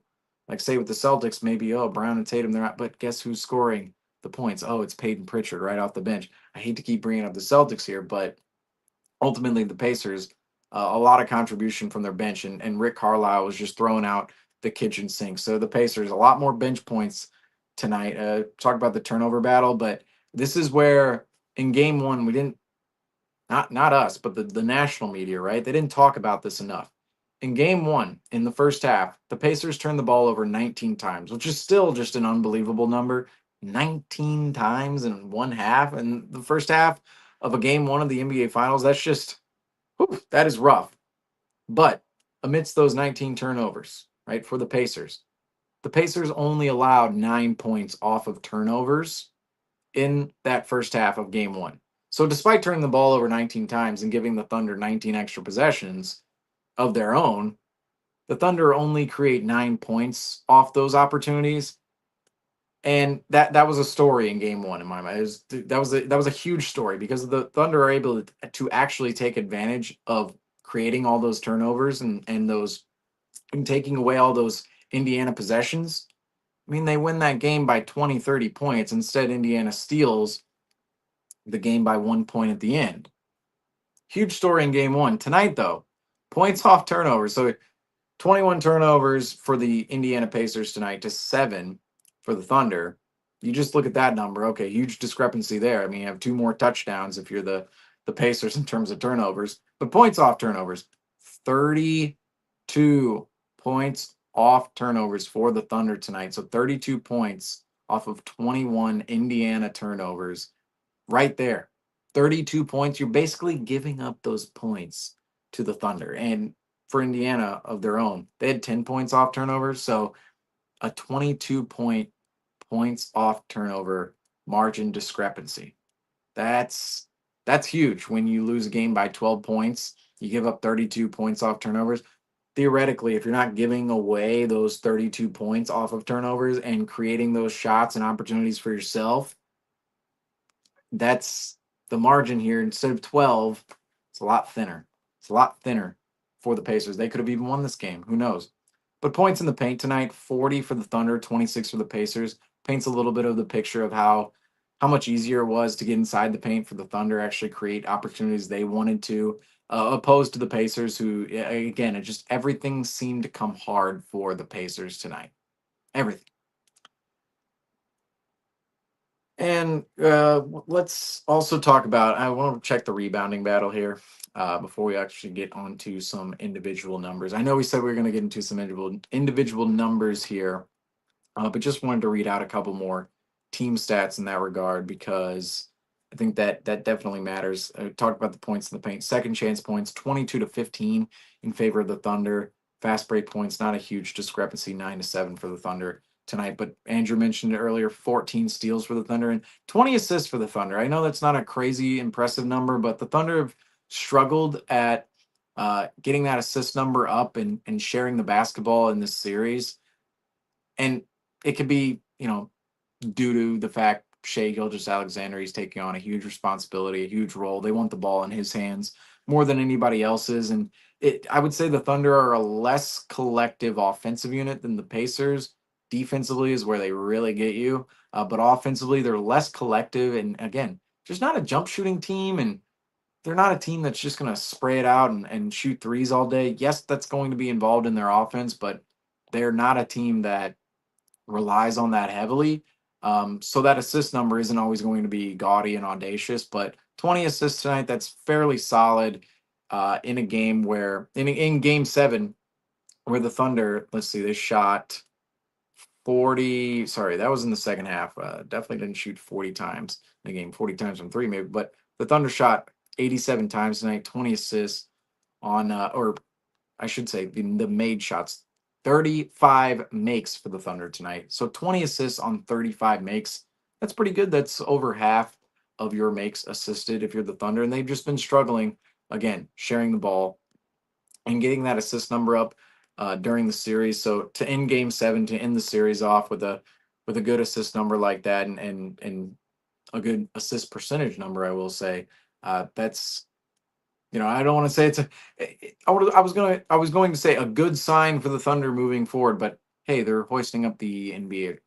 I mean, they're hoisting up the Larry O'Brien Trophy. They've just won the NBA championship. I'm the assists. It's like they're good. They're good. That's a conversation for next season, of course.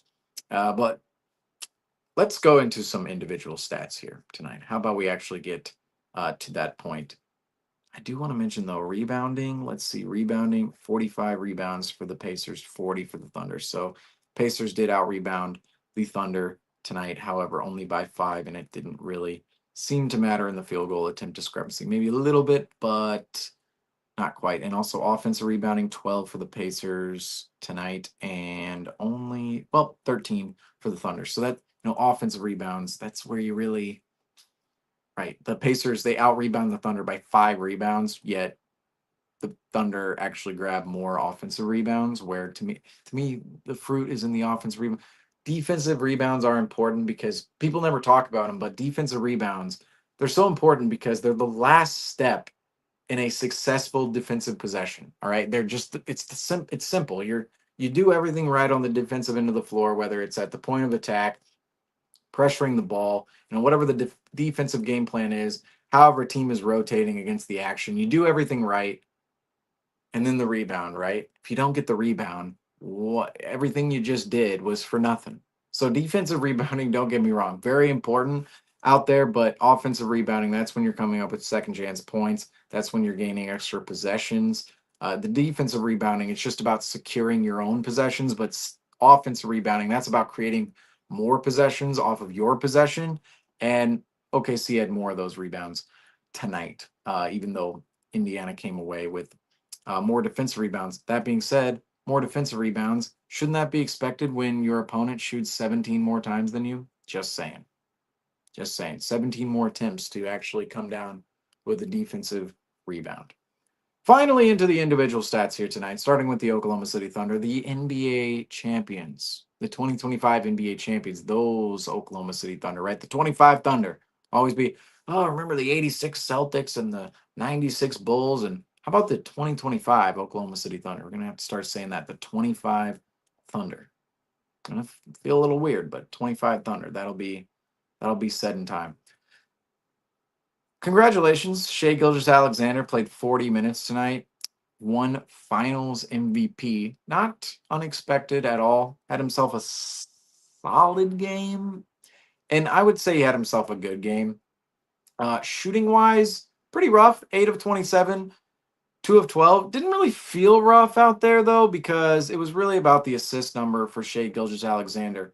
20 assists on the night for the Thunder as a team.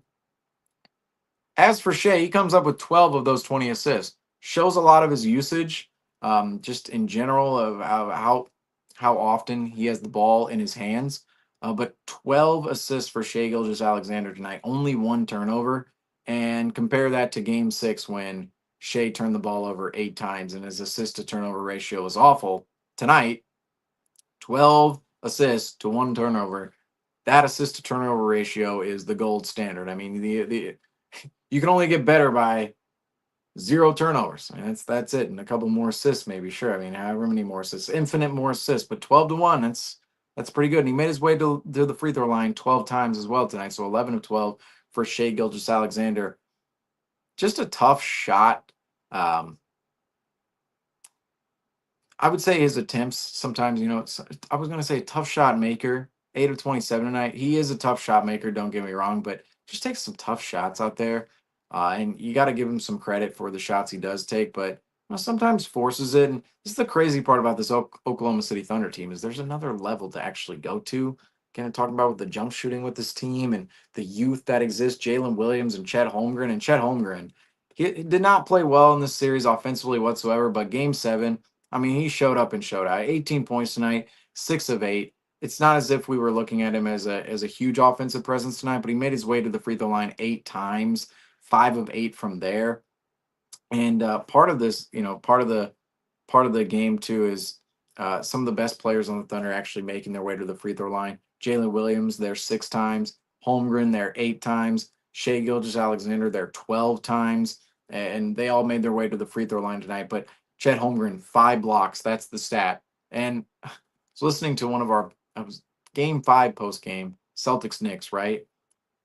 Luke Cornett, 7 blocks in that game. I can look back, 7 blocks. Wow, I'm sorry, I can't believe it. But 5 blocks for Luke Cornett in that third quarter. Chet Holmgren comes up with 5 blocks for the entire game tonight, and they were a huge 5 blocks along with 8 rebounds. Again, 18 points, 6 of 8 from the floor, and 5 of 8 from the free throw line. So Chet finishes out the finals with a very solid game, and it was. And this is what I say about Chet too is Chet. I absolutely love Chet Holmgren because his floor is so high, in my opinion. His floor is just so high. Now, obviously, you could say, oh, durability with Chet, you worry about some of that. But first of all, he's an NBA champion. So whatever, folks. He's an NBA champion. The Oklahoma City Thunder have won a champion with him on the roster, with him in the starting lineup. So we know he can do it. You know he can stay durable. But his floor is so high because even though throughout the series, Chet was not performing well offensively, whether it was driving to the rim, not being able to finish, not hitting free throws, not hitting 3-point shots, whatever it was, Chet Holmgren offensively was a mess at times in the series, showed a lot of his youth, showed a lot of moments in which he was flustered. Him and Jalen Williams, I thought, were just the main culprits of when I say, oh, OKC is young, they look really young down the stretch. It's Jalen Williams and Chet Holmgren handling the ball. There were multiple occasions throughout these NBA playoffs, even though the Thunder come out with the title, there were multiple occasions where Jalen Williams and Chet Holmgren look like deer in the headlights down the stretch of games.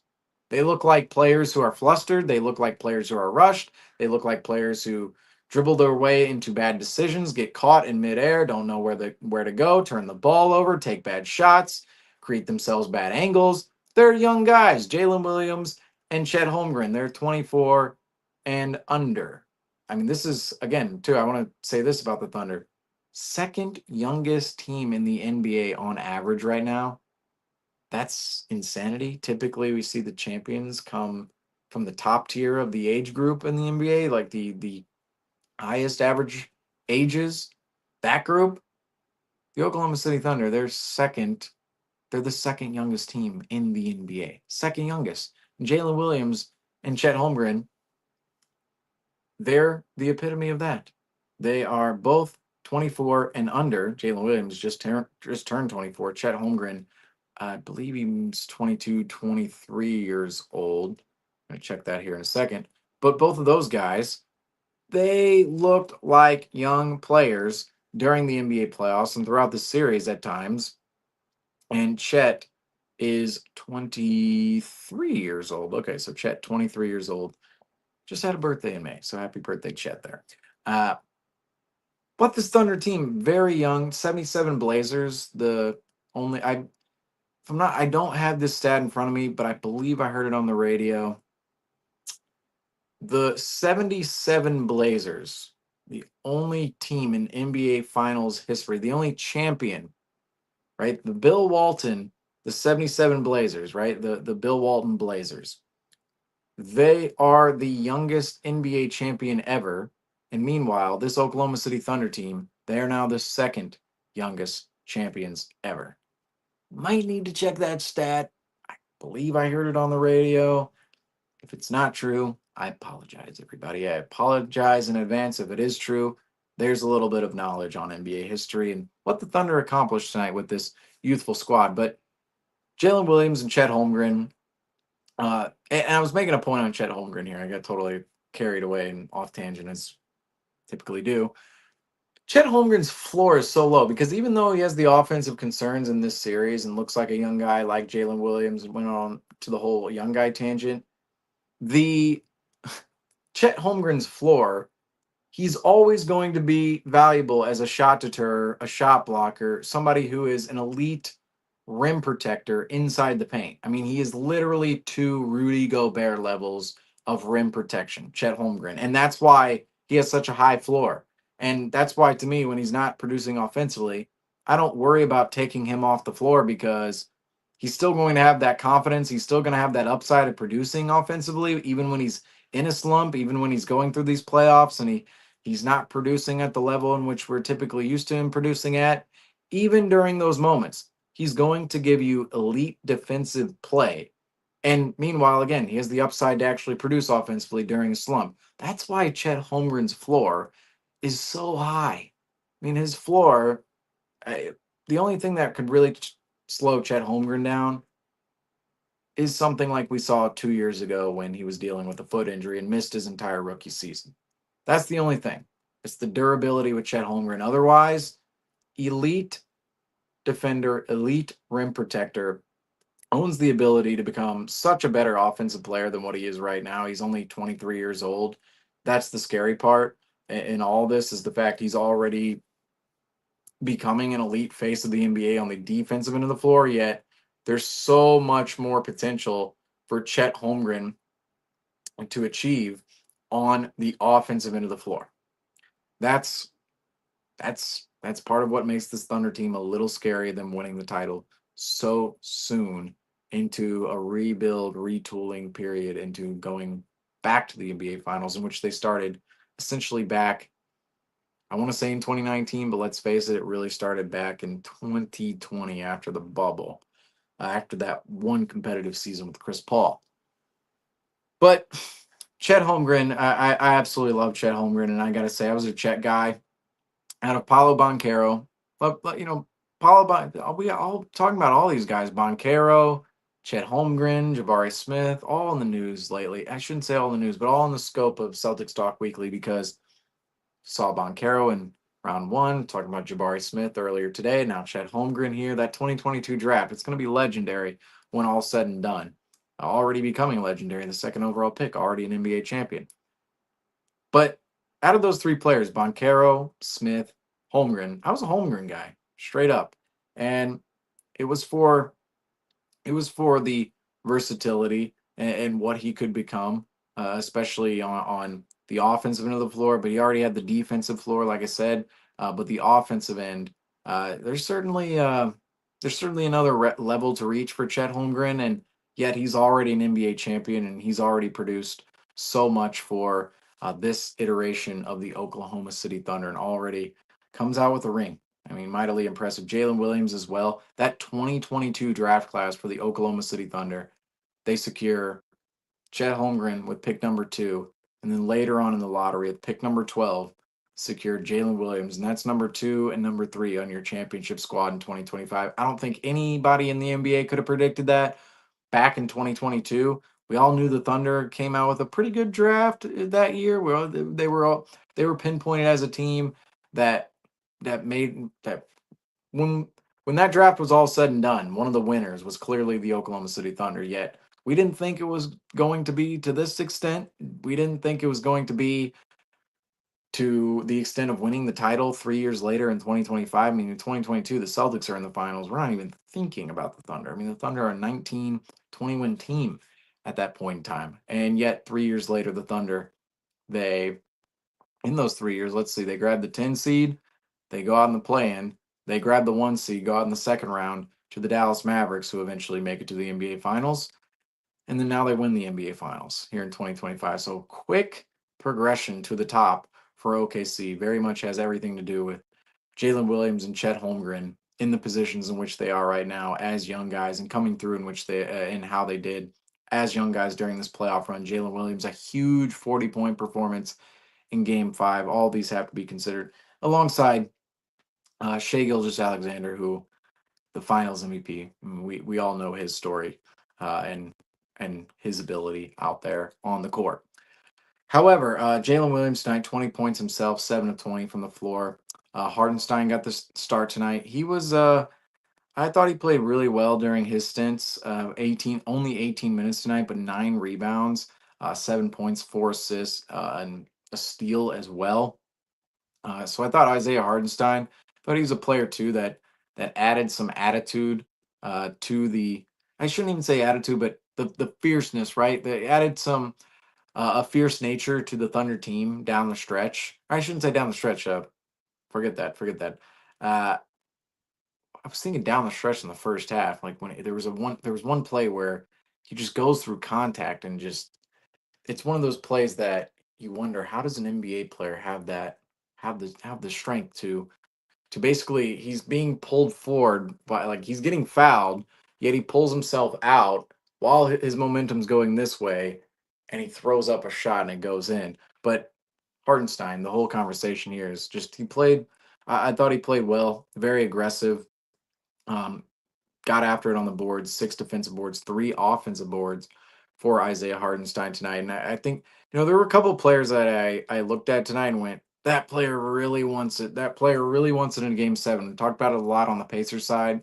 McConnell and Matherin, primarily, those two guys were just whew, they were putting in the effort like crazy. I mean, they were up to another level in this game. Aaron Nesmith as well. I mean, everybody out there, but some of these guys who are really, really aggressive. I thought Chet Holmgren, or not Chet Holmgren, Chet Holmgren defensively, but Isaiah Hardenstein, very aggressive tonight within his minutes, his 18 minutes on the floor. Lugens Dort tonight, 9 points, comes up with 7 rebounds, 35 minutes. Dort, I gotta say, 2019 look at my draft once list. Got to put it up for everybody. What was it? Nick? It was Nick Claxton. It was Kevin Porter Jr. Who else did I have? And Matisse Thybulle, and of course Lugens Dort, who went undrafted. I mean, I had a mock offseason draft pick for the Celtics that year. 14th, Lugens Dort to the Celtics. 14th goes undrafted, ends up in OKC, and now he's in the starting five for a 2025 NBA champion Oklahoma City Thunder roster. So great to see Lugens Dort here with the Thunder. Always, Lugens Dort, Lou Dort believer since day one. He's kind of in my mind, he's the second coming of Marcus Smart without different attitude, right? Different personality to himself, but some of the same intangibles out there in terms of fierce, ferocious defender who, and a guy who's physical, big bodied. Guys just cannot on the perimeter get around that type of player. Alex Caruso, another player I would pinpoint. The crashing of the glass by Alex Caruso tonight. Another player I would pinpoint as somebody who just wanted this game. Played 32 minutes tonight. Only shot 4 of 10, 10 points, but the defensive effort and the rebounding effort by Alex Caruso. I mean, tonight he only had 3 rebounds, but that doesn't tell the story. I mean, when you're crashing the glass every single time on an offensive rebounding attempt, that's where Alex Caruso was tonight. And and again, it doesn't always matter. He had 3 rebounds, 2 of those were offensive rebounds, but it doesn't always matter one actually grabbing the rebound. The fact they're constantly making it tough, constantly challenging their opponent, constantly, if you're crashing the glass, say if you're on the offensive end, if you're crashing glass, there's 2 of you crashing the glass, and the defense, if they're not boxing out, if they're not paying attention to who they're boxing out, it's like all of a sudden you're all crashing the glass. You might have numbers if you're the offensive team. You might, and that's why it's so important to go after offensive. And I understand the Pacers actually been a team in the past that, well, we're talking about the Thunder here, but the Pacers have been a team that have not been inclined, kind of for example here, not been inclined to go after offensive rebounds because They like to get out and run in transition, but on these offensive rebounding, like say tonight, right? When it's, all hands on deck, all effort, all exhaust. I mean, you're exhausting everything. The offensive rebounding attempts, uh, that that was something that Alex Caruso was just, I mean, hitting home, hitting home, hitting home, hitting home constantly on possession after possession. And it's not just the fact, it's not just the number of rebounds. It's not about, oh, he only grabbed two offensive. He's making it tough on the Pacers to box out. And again, if he's crashing the glass and his teammates are crashing the glass, all of a sudden it might not lead to a rebound for Caruso. It might lead to a rebound. This was the whole point here, might lead to a rebound for somebody else, right? And that's what Caruso was providing the Thunder tonight. Did it throughout the playoffs, and Caruso, I'll remember throughout this playoff run, just a pesky, pesky defender. He's always been a pesky defender, but specifically Game 3 in Memphis, basically saved the Thunder in that Game 3 in Memphis, coming back down from 29 points, and then big shots. I'll remember too in Game 5 against Denver. Some big shots in that game. It felt like in Game 5, the Thunder played the Nuggets at home. Felt like Game 5, the semifinals. That was a moment where you went, "Oh, the Thunder. The if he's not on, who are they exactly relying on here? How do the Thunder really have a bucket getter to actually look at outside of Shea to go get themselves some points?" Eventually, Jalen Williams kind of hopped in and out of that role for most of the playoffs and was supposed to be in that second role, but again, hopped in and out, had clunker games, and of course, had that 40-point game in Game 5 in there. But the Thunder in Game 5, that question certainly started to come out on the Thunder during that Nuggets series when it was tied 2-2 in Game 5. It's very close at the end of the third quarter there. And then I'll remind people too, the Thunder needed to win. They needed to win that fourth quarter in order to win that Game 5 at home. And I believe they were down. We'll get the actual stat here in a little bit. But they were down, uh, I believe, 7 points going into that fourth quarter against, let's see, that fourth quarter against, okay, here we go. We got the stats here. So they were actually down by 8 going into the fourth quarter of Game 5. And the point is on Caruso here because the Thunder were down 8 going into the fourth quarter of Game 5 at home versus the Nuggets. Okay, it's something like people, they look at the title, they look at all the shiny objects, right? They don't remember. They don't always remember the journey in which a team actually took to get there. The Thunder were down 8 going into the fourth quarter of Game 5 against the Nuggets, and yet the Thunder outscored the Nuggets by 15 in that fourth quarter and win the game by 7 points. And that's a game where you look at the final score and go, "Oh, cool! The Thunder, they were able to pull it out by 7." But the entire line score tells a little bit more of a story where the Thunder needed to outscore the Nuggets to actually win that game. The point, though, here is on Caruso. I'll never forget the fact that in that Game 5, Alex Caruso was clearly the Thunder's second best player and basically saved that game for them. And he hit some big shots. I mean, he hit big shot after big shot after big shot in that game. And it just, Caruso, the Josh Giddey Caruso trade, that's, I don't want to say it's like the Thunder's Derek White trade, but it's certainly a deal that, in my eyes, secured this championship because Caruso was such a massive part of this run for the Thunder and his effort defensively, his it just resilient shot making offensively. It's not as if Caruso is this crazy creator, this crazy perimeter shooter that you're always relying on for points, but it's just the fact that Caruso stepped into every single shot with confidence and was willing to actually take those shots in big moments during the playoffs and actually came through and hit a couple of extremely clutch shots for the Oklahoma City Thunder, along with playing the ferocious defense in which he did throughout the playoffs and throughout the entirety of this regular season. And Caruso deserves all the flowers for what he's done. I will say too, Cason Wallace. We saw a dwindling role for him at parts in this series. Another young guy within the equation of the Thunder. Uh, Below 24 years old, 4 of 6 tonight, 2 of 3 from three. Typical offensive production for him, 10 points. Cason Wallace, biggest impact for most of this Thunder team. It's on the defensive end of the floor.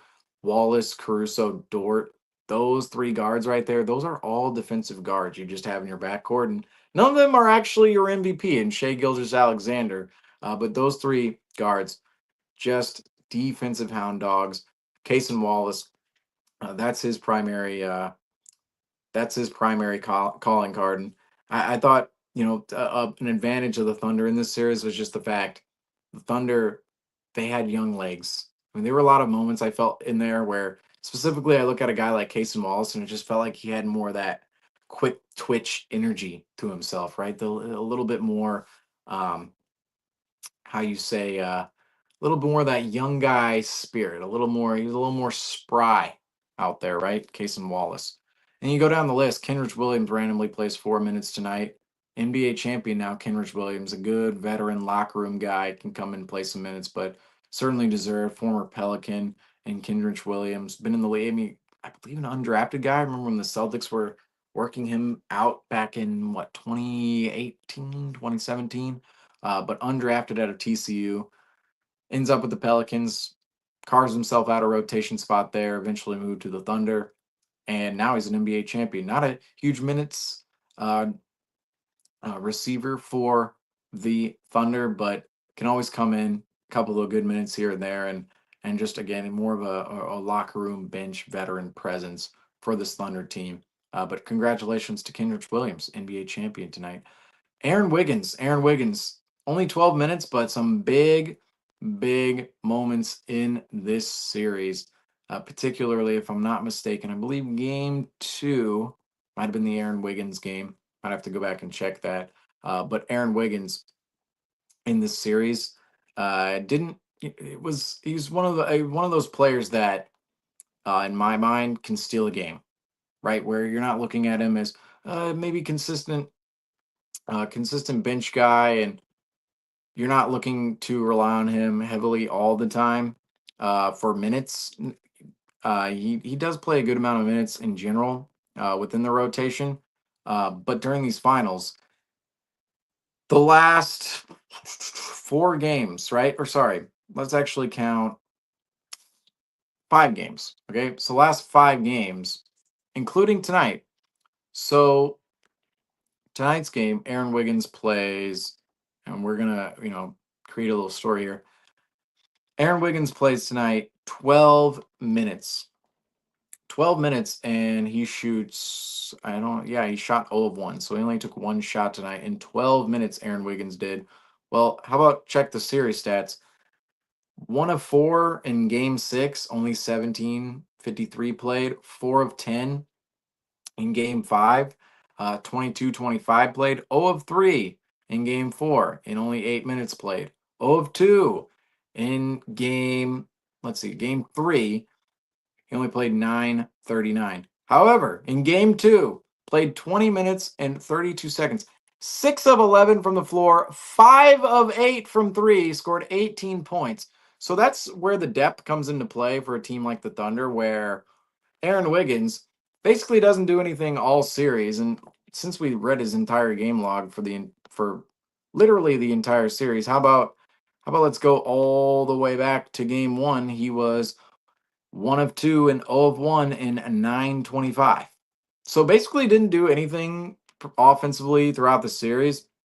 We know some of the defensive impact in which these guys have, but offensively, Aaron Wiggins didn't do much at all throughout this series. Yet in game 2, he shoots 6 of 11, 5 of 8 from 3, and scores 18 points for the Thunder in a crucial win on their home floor after going down 0-1 in the series. That's the kind of depth. That's the, you have the depth if you're the Thunder initially just within your core rotation, but that's the kind of depth that can really bring you over the precipice. Is if you're he's your ninth guy essentially on the Thunder. If your ninth guy can come in and randomly score 18 points in a game, that is where your depth can really come into play and take over teams. And that's from the Thunder perspective. That's what Aaron Wiggins was in game 2, and partially for their team throughout this entire NBA season. So again, the Thunder just very, very deep. Unfortunately, tonight, Isaiah Joe, DNP CD, Jalen Williams, the other Jalen Williams, a DNP CD, and then, of course, Dylan Jones, AJ Mitchell, and Ujman Jang. All NBA champions played in game seven, but they only played 32 seconds. Basically, just named the entire Thunder roster there. All those guys, NBA champions, immortalized into NBA history now. The Oklahoma City Thunder are. And let me just pull up the Thunder. I mean, basically, yeah, we named every single player within the playoff rotation for the Thunder. But I want to point this out too. The Thunder, Nikola Topic is coming next season. Nikola Topic, uh, now let's get this right. Lottery pick in the 2024 NBA draft, Nikola Topic, right? And this past season, Nikola Topic, he is only 19 years old, point guard, right? 12th overall pick by the Thunder in 2024. So a lottery pick by the Thunder last year who has not played yet because of a torn ACL in which he was rehabbing and dealing with last season. We saw him at the end of the game, not play in the game, but we saw he's in the gear and everything. He's with the celebration. But Nikola Topic, technically an NBA champion, hasn't played a game yet, but coming to Oklahoma City, he's already in Oklahoma City, but he's going to be playing for the Thunder next year. And it's going to be an interesting piece the Thunder could add in. And you never know. And that could be another talk about the entire Thunder team and what they have right now and what's scary about going to the Nikola Topic could easily be in that core group of all the Thunder players right now with Jalen Williams and Chet Holmgren and Shea Gilgeous-Alexander. I mean, Nikola Topic could definitely come in and make an impact there. But otherwise, all the guys I named tonight, NBA champions. So congratulations to all of those guys, the entire Thunder roster. I did want to get into the future of the Thunder tonight. I think we can get I think we can hit on that topic a little more into the future as the offseason gets closer to us. But ultimately, the Indiana Pacers, I want to look at their individual statistics here tonight because unfortunate game for the Pacers. You lose game seven in the NBA Finals. It's going to be a gut wrenching loss either way. But unfortunately, the Pacers, they also lose Tyrese Halliburton. Talked about him. Only played 7 minutes tonight, 9 points on the night. However, other guys took over his responsibilities. Benedict Mathurin tonight, 6 of 14 from the floor, 24 points, 13 rebounds, 3 assists, 2 steals, only 3 turnovers. Mathurin, I didn't feel uber confident in Mathurin throughout this game. I felt good about his effort. I really did. I felt good about his aggressiveness. I felt good about his confidence in wanting to get to the rim, wanting to shoot the ball. But did I have confidence in the efficiency and the possibility of Matherin taking over this game? No, not really. But 24 points, 13 rebounds tonight shows a lot of the effort from himself to grab 7 offensive rebounds by Benedict Mathurin tonight. That's certainly putting in some effort on that. And then he was 10 of 10 from the line. 10 of 10 from the line for Benedict Mathurin tonight. The increased responsibility certainly came over to him, played 33 minutes, and the Pacers were just hoping for Mathurin to replicate that same efficient performance they saw in game 3. Unfortunately, was an efficient performance, yet didn't quite replicate the same magic in terms of pulling out the ball game and having the same impact. Just felt very didn't feel as dominant, right, from Matherin tonight whatsoever. But again, 24 points, 13 rebounds, 6 of 14 in a game 7. Can't feel too bad about that one if you're Matherin, outside of the fact you lost the game. But Matherin, a guy who I would have I shouldn't say expected, but Andrew Nimhard, 4 of 10 tonight, 2 of 3 from 3, 5 of 6 from the line, 15 points, 6 assists, 5 rebounds. Had a solid game. I would have liked to see him be a little bit more aggressive with the ball in his hand, shooting the ball, uh, especially when Halliburton went out. The responsibility more so went over to Matherin. He led the team in shots tonight with 14. But Nimhard, he took 10 himself, so not too far behind. But I would have liked to see Nimhard be a little more aggressive. I absolutely love Andrew Nimhard's confidence and his ability to get to his spots and spot up and shoot. Tonight, couple big shots, but 36 minutes of play, only 10 shots, 15 points. I thought they needed a little bit bigger of an impact out of him with Tyrese Halliburton out of the lineup, unfortunately, at the end of the night. But another guard we're talking about this entire time, TJ McConnell, more responsibility on him. Matherin took the most amount of field goal attempts on the Pacers tonight with 14. However, behind him, Pascal Siakam with 13. Siakam, I'm sorry, 5 of 13 from the floor, 16 points, 4 rebounds. Not going to get it done in a game 7 for a guy who's the Pacers' second star. Let's face it, Siakam, he's had big playoff games during this playoff run. He's been praised as as an underrated all-star, somebody we don't look at and somebody who could win another championship here. But after all that praise, Pascal Siakam 5 of 13 in game 7, 16 points. Not going to get it done. Not going to get it done. But the point was here, TJ McConnell also took 13 shots tonight. He was 8 of 13, 16 points, 6 rebounds, 3 assists for McConnell. Unfortunately, 7 turnovers for TJ McConnell. Rough, absolutely rough. And it was rough on film.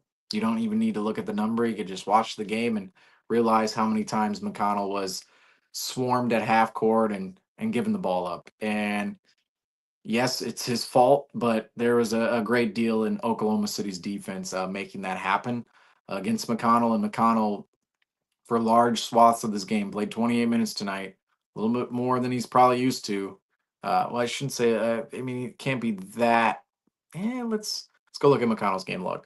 But regardless, tonight's game, McConnell, he he is asked to do way more. The responsibility of McConnell, he is asked to do tremendously more than what he is typically used to, and at times he was their only bucket getter. I mean, we mentioned the lineups earlier, the insane lineups Rick Carlisle throughout at the end of that third quarter, but McConnell in those lineups, that was part of the problem. McConnell was one of the only bucket getters in those lineups, and tonight it's just I love McConnell's a great spark plug off the bench, but if you're asking him to be your main creator for big portions of a game 7 of the NBA Finals, probably not going to work.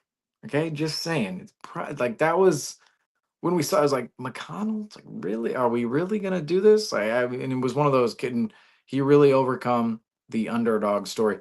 And these playoffs, McConnell, 17 minutes played per game in these playoffs, and in the finals, we can go down to the finals here. Yeah, definitely more minutes than he's used to. So 16 minutes in game 1, game 2 18 minutes, game 3 15 minutes, game 4 18 minutes, game 5 22 minutes, and then 24 minutes. So those minutes were actually ramped up throughout this series, but it's typically hovering that 15 20-minute range, 25 minutes on the high end. Tonight, though, TJ McConnell, who turned the ball over 7 times, he plays 28 minutes, but he does shoot 8 of 13. Didn't take a single 3-point shot. So all 13 of those shots were at the rim. Again, illustrates the higher usage for TJ McConnell and also the need for him to create and actually score the ball as a guard within this Pacers offense. Outside of McConnell, Matherin, Nimhard, Tyrese Halliburton, the guard rotation, right? Obi Toppin, not the same impact tonight, 0 of 4. Not the same impact tonight on the road as we saw in game 1. Toppin and Shepard, not the same impact whatsoever off the bench as we saw in game 6. Game 6, we saw the Indiana bench go crazy. Meanwhile, tonight, Toppin, Shepard, 0 of 5. And now they did give you something defensively, sure. Uh, Particularly Shepard, that's what his specialty is. But offensively, they were basically zeros. I mean, Toppin, every time the ball got to him, I went, please get the ball out of Toppin's hands. I don't know what we're doing right here. I don't know why we're allowing Obi Toppin to try and create for himself or shoot the ball at the top. I mean, he was 0 of 3 from 3 tonight. I just, there were a lot of moments where I'm just going, why is can we just go away from Obi Toppin right now, at least offensively? Okay, like I don't have any rift with Obi Toppin being out there for some of the defensive shot blocking presence, defensive rebounding, offensive rebounding possibilities with him out there. Just the general size of Obi Toppin and the quickness, the athleticism. I don't mind putting him out there for all of those intangibles.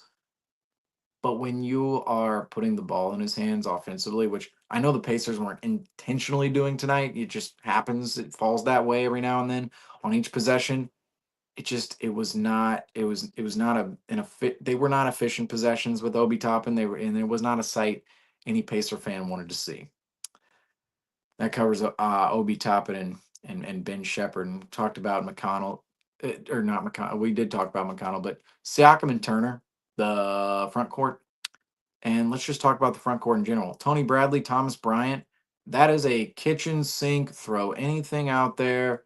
We do not like just throwing stuff at the wall. Rick Carlisle was when he threw Thomas Bryant in there for a minute of the game after he threw Tony Bradley in there for 5 minutes. Legitimately, when both of those players are out there, I'm going, what? Turner, he only played 23:49 tonight. Why can't Turner play upwards of 30 minutes? Is there something wrong with Miles Turner? I don't understand. He was 1 of 3 tonight from 3, 2 of 4 from the field. Only scored 1 point, Miles Turner did. Oh, no, my bad. Those were turnovers. Only scored 6 points. So a lot better there. I was like, why did everybody? It says one for everybody. Nope, it was one turnover for Miles Turner. Miles Turner plays 23:49 in this game. Tony Bradley, 5 minutes. Thomas Bryant, 5 minutes. I don't or not 5 minutes, 1 minute. Tony Bradley, Thomas Bryant, total experiments within this game, total throwing out the kitchen sink, throwing anything at the wall, and it didn't work. Rick Carlisle, the some of the worst minutes in the game. I understand, Tony Bradley -2, Thomas Bryant a +2, but it felt like the game was falling apart when they came into the game.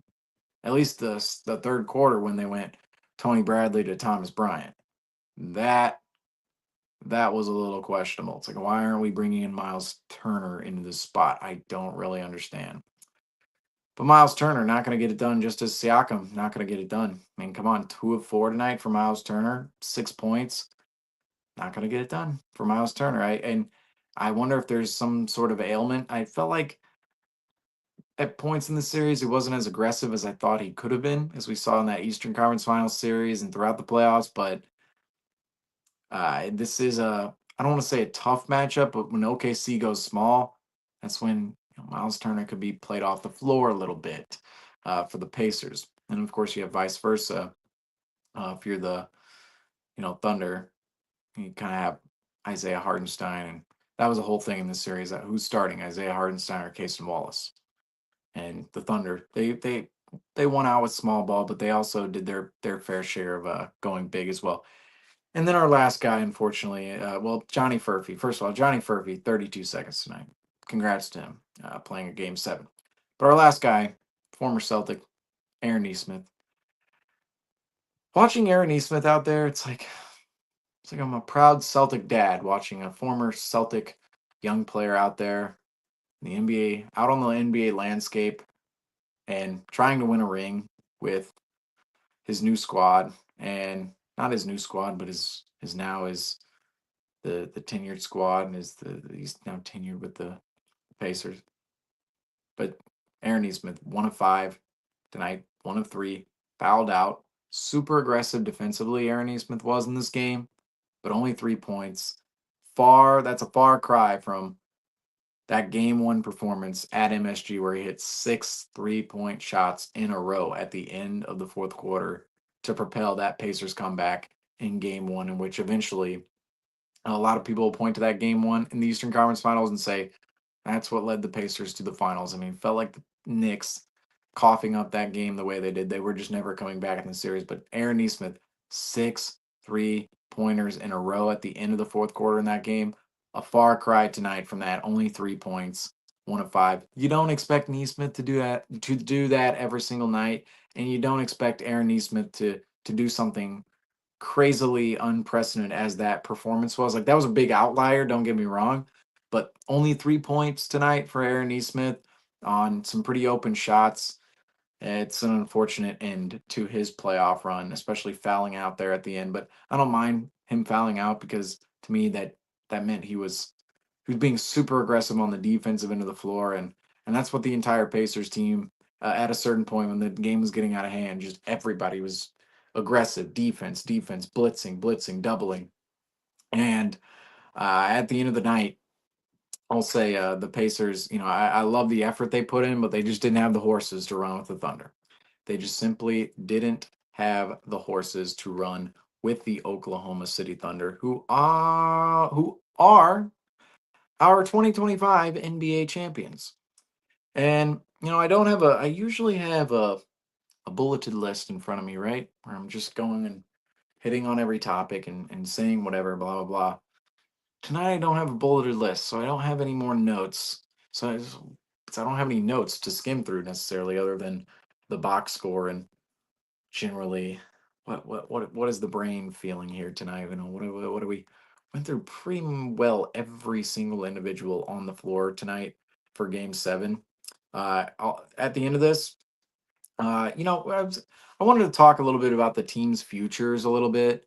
The Thunder, they're going to be injected they're going to go through the same ordeal every single champion before them has gone through the next season after winning the championship, is that championship hangover and finding and rekindling that motivation and magic in which created the run in the first place, right?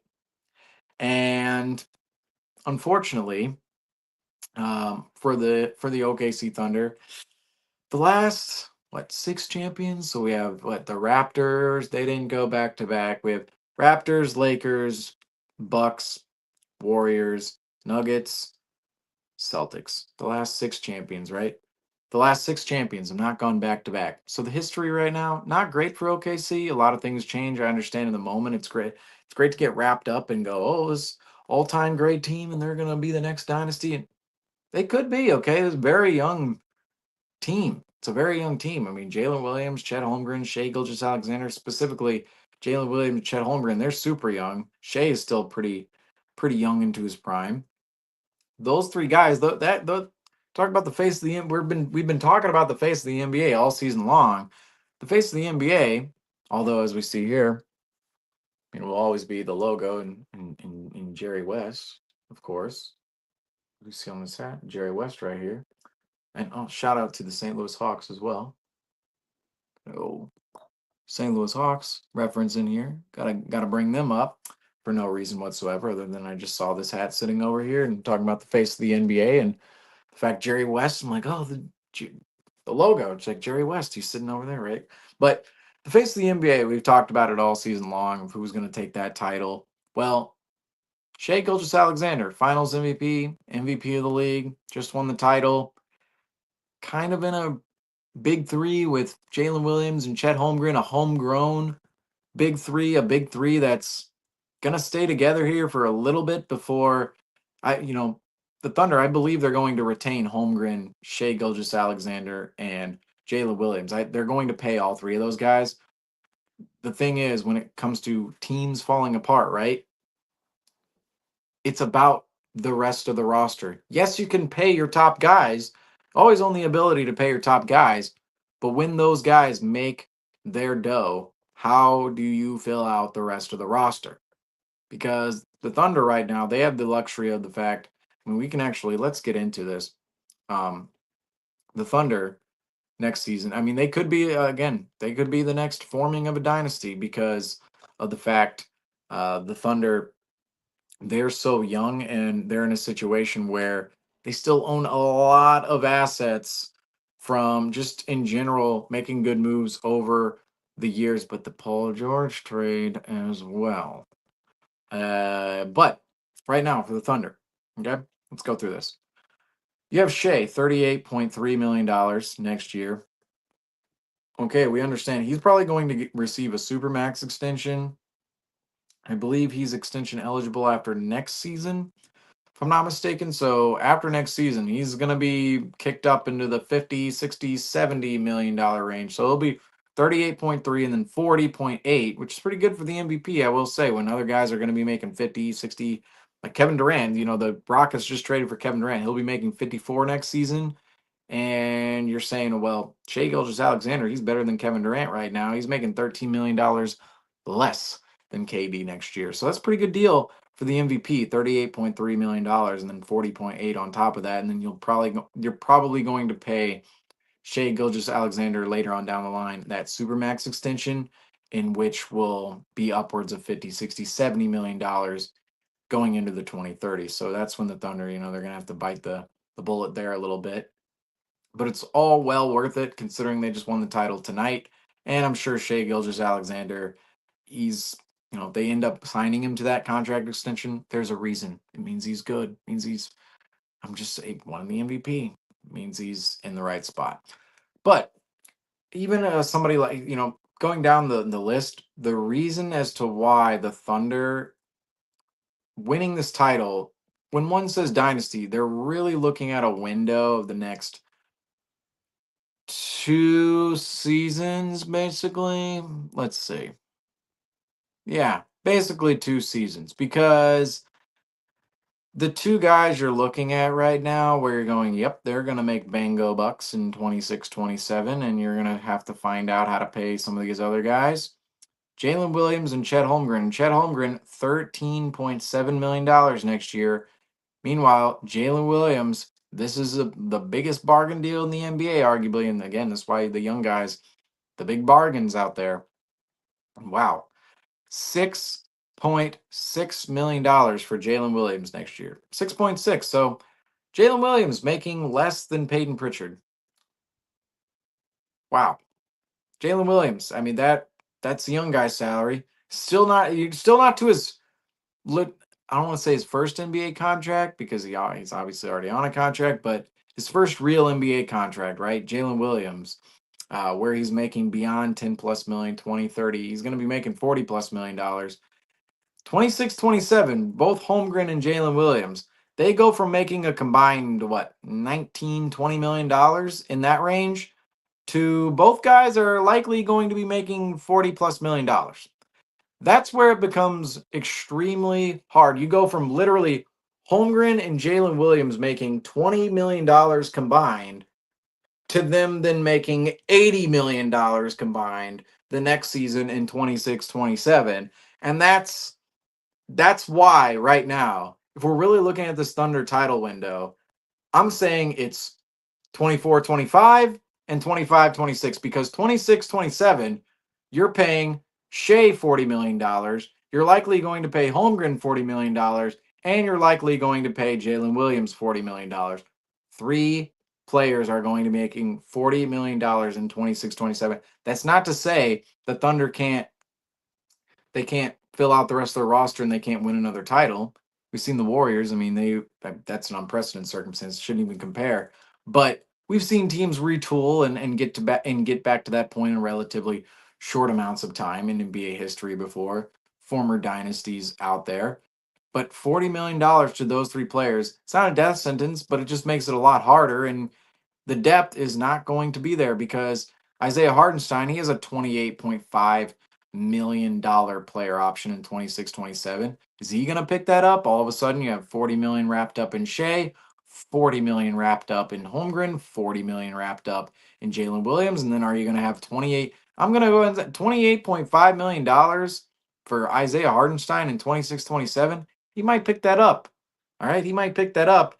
And all of a sudden, you have three $40 million contracts and a $28.5 million contract. And then the question becomes Alex Caruso, you're paying him $19.6 million that year. Pretty good contract for his value on court, but 19.6. You also have Lou Dort with a player option that year at $17.7 million. Isaiah Joe, 11.3. I'm going to say now, Isaiah Joe is probably somebody who is, if you're looking at OKC cutting costs later on in time, Isaiah Joe is the prime candidate for that because he's your ninth, 10th man, and he's making $12 million next year, $12.4 million next year, and then 11.3 the year after that, and then 11.3 via a player option in 27, 28.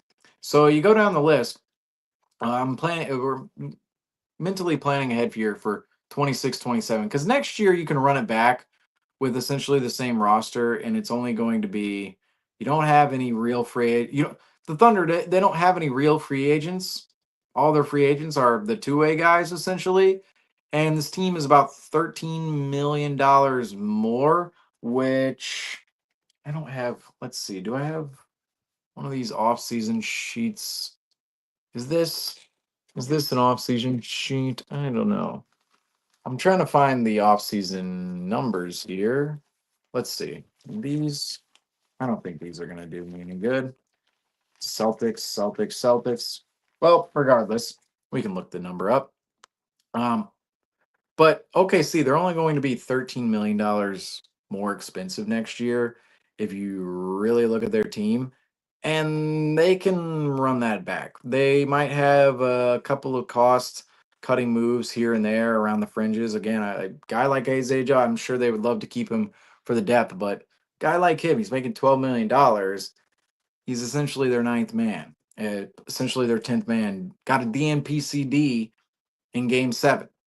So certainly a cost cutting character there potentially for the Oklahoma City Thunder. And let's see here. Can we get to? Oh, here we go. Here are the thresholds, right? Right. Let's see. Thresholds. Man, we have a bunch of links. What I'm going through right now is a bunch of links of information, and I'm like, wait a minute. How do we? I thought I did this note not update. I don't know if I have the link in here. Da, da, da, da, da. Well, let's see. Do I guess I don't have the link in here. Man. Well, we're gonna have to look this number up anyway. Let's see. NBA cap numbers 20, 25, 26, and whoops. We'll get this up soon enough so we can talk about this topic. And even while I'm looking this up, I gotta say, I don't even remember what I was even talking about just now. But we'll get back to it once we actually get the salary cap. Here we go, NBA salary cap history. Okay, I guess the notes didn't update. So next year, all right. So the luxury tax line will be $187 million next year. So it'll be $187.9 million in 25-26, and that's projected right now. The first apron is $195.9 million. So the Thunder, with next year's roster, just how it stands right now, no moves, nothing whatsoever, right? Just absolutely nothing. The Thunder can do absolutely nothing with this roster next year. There are no free agents, there are no moves that need to be made. They're still nearly $10 million under the luxury tax line. So next season, the Thunder run it back. You're $10 million under the luxury tax line, not paying the luxury tax. There's no reason the Thunder won't and can't run this back next year. This with this exact same roster. I mean, Isaiah Joe, I cost cutting guy. No, just run the whole thing back next year. Thought. I mean, they really their contracts. They're not caked with big contracts. Their biggest contract is SGA $38.3 million next year. But then after that, your next biggest contract, 28.5 to Hardenstein, then 18.1 to Caruso, 17.7 to Lou Dort, and then Chet Holmgren owed 13.7, Isaiah Joe, $12.4 million, Aaron Wiggins, $9.7 million. Then you have Kenrich Williams, 7.1, Ujman Jang, $6.7 million. Jalen Williams, yes, Jalen Williams, the J Dub, Jalen Williams, the starter, right? Jalen Williams, Santa Clara, Jalen Williams, $6.6 million next year.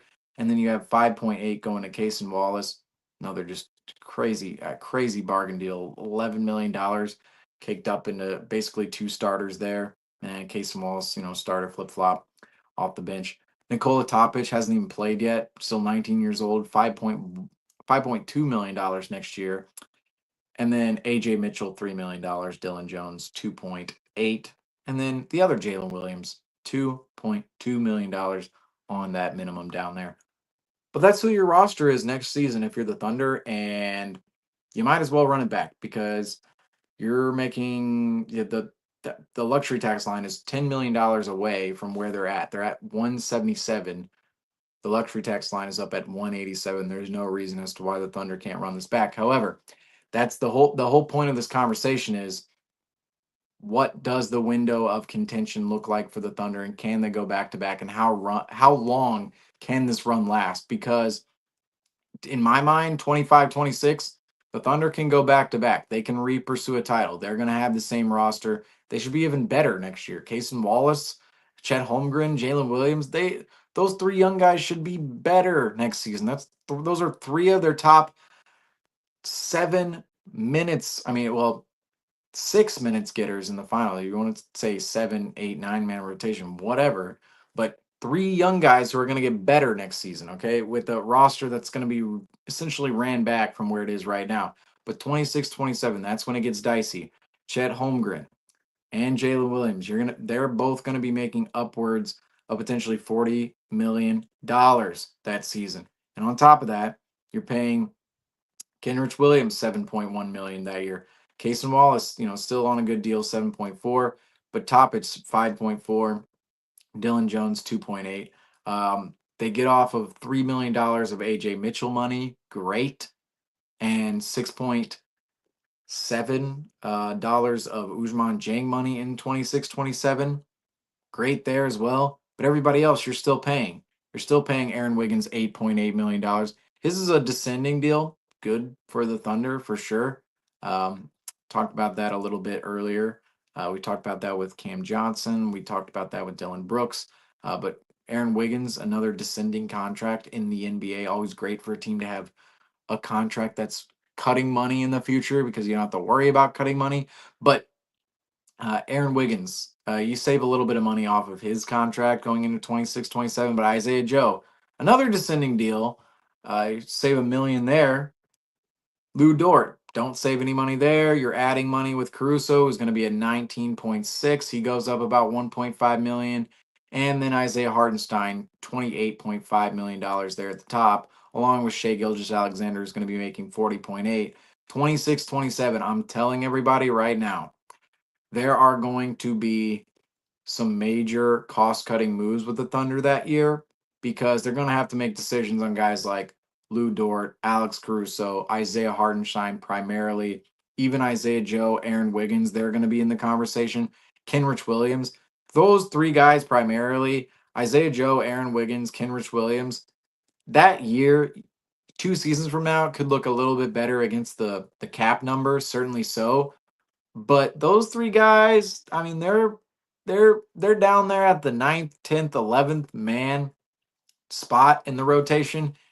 We've seen in the past you're making around that if you're making 7, 8, 9, 10, $11 million and you're that slot in the rotation, right? If you're that far down in the rotation, that contract usually isn't worth it. So those guys, they added to the Oklahoma City depth, especially throughout the regular season, but they're likely going to be on the chopping block in the future in terms of the cost cutting the Oklahoma City Thunder will eventually have to go through, as well as again Lou Dort 17.7, Alex Caruso $19.6 million in 26-27, along with Isaiah Hartenstein at $28.5 million. So I'm not bought in on this Thunder team just going on this crazy dynastic run. As we've seen with the new CBA, it's torn apart damn near every team who's ran into it at this point in time. The Thunder are going to be no different.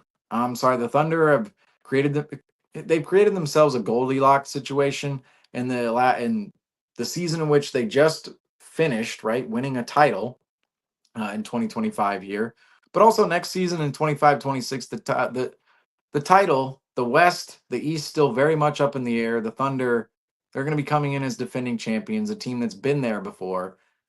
The Thunder can win the title, certainly so next year again. Okay, they're gonna that's gonna be their best opportunity. They should be a better team next year with more confidence and more reputation behind themselves. That being said, after 25, 26, 26, 27, it starts getting extremely dicey with the Thunder's assets.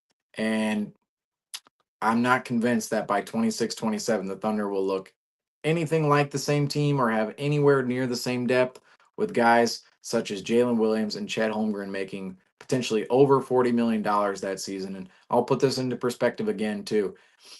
Chet Holmgren and Jalen Williams, they're going to make a combined about 19, $20 million next season in 25, 26. Well, in 26, 27, that combined number of 19, $20 million could potentially skyrocket beyond $80 million. So I mean, that's adding $60 million to two players. That's certainly going to hamper the depth of this team, in which was a huge strength of theirs throughout their 68 win regular season and their pursuit of the 2025 NBA title. So I had to talk about that at the end here when it comes to the Oklahoma City Thunder.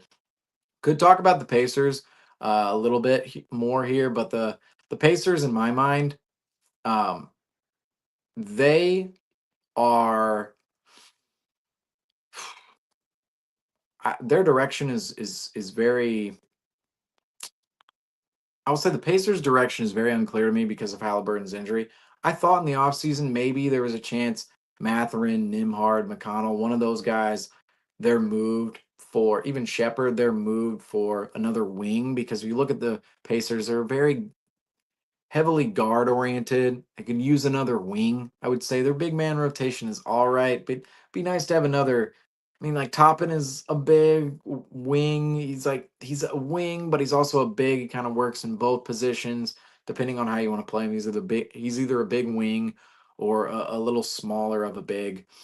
Um, but you kind of need a forward there if you're the Pacers. I thought maybe there's a chance Nimhard, McConnell, Matherin, their move next season to kind of balance out the roster a little bit. But now with Halliburton gone, you'd have to think they're probably going to keep those guys. And considering I just don't know where the Pacers go because they were 12 points away here. You see on the bottom of the screen, 12 points away from winning the NBA Finals. That's when you're in that circumstance, you run it back. All right, you completely run it back. The only problem with the Pacers is running it back next year without Tyrese Halliburton. How far does that really get you? I think the Pacers are in kind of a holding pattern right now with where their franchise is at. They probably just have to go through next season and be as competitive as humanly possible and hope for Halliburton to come back better than he was when he went out, which was tonight.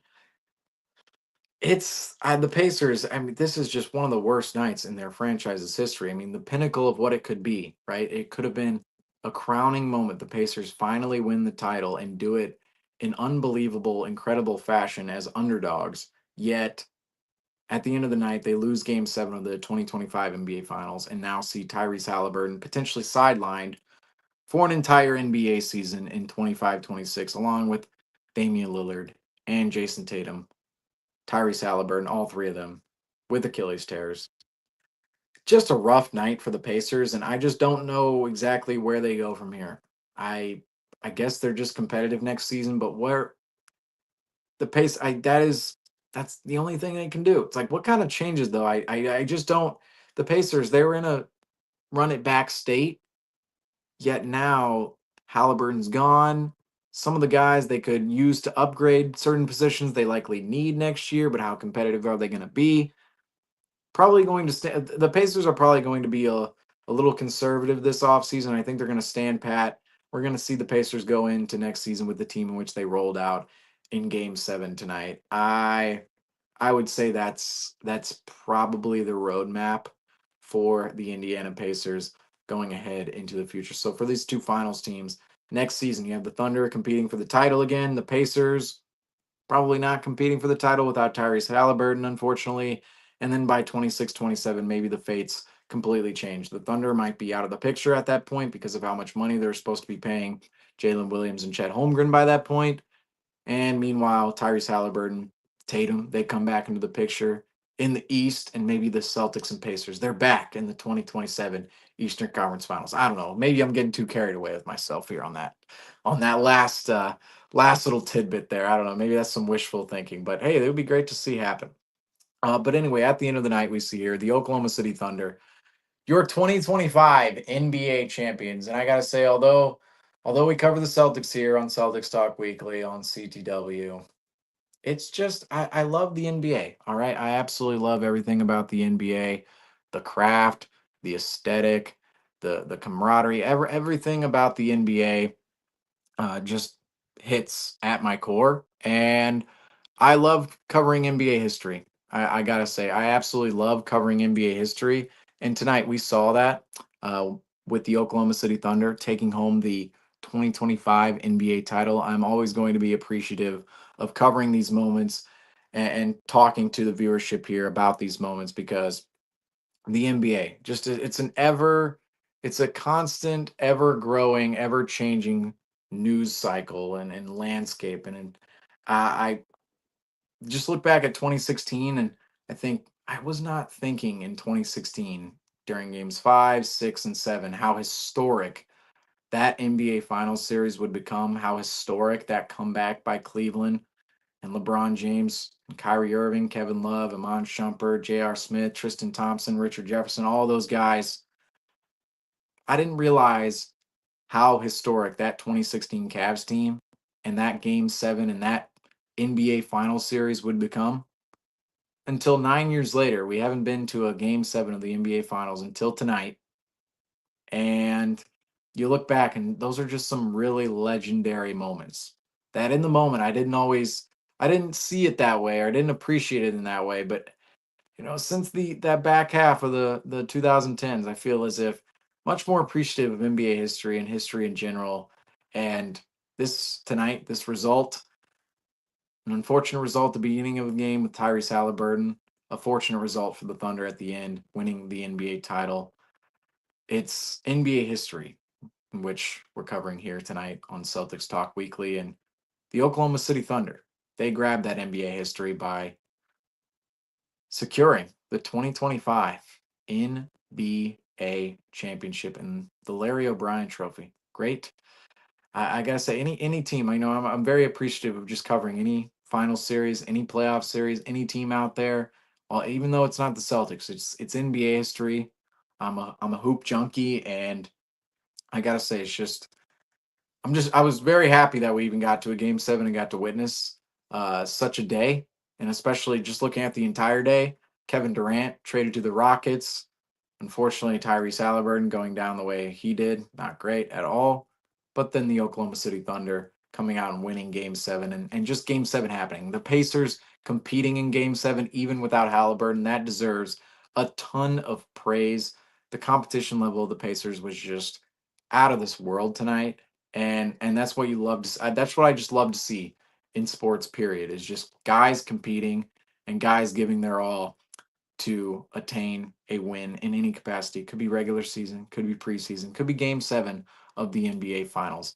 And I love the fact that this series even went 7 games because I kind of see life like that. There are a lot of moments that people kind of take for granted, but if you treat it every day like game 7 of the NBA Finals, you have a lot more gratitude in life. You have a lot more intensity in life.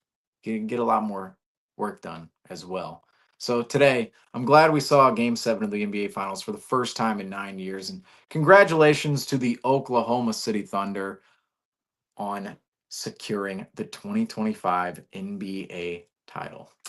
Great story for OKC and a great story too for the Indiana Pacers, who fall just 12 points short, but achieve a miraculous playoff run and some miraculous memories along the way. However, that is going to do it for me here tonight on Celtics Talk Weekly Live here on CTW Live.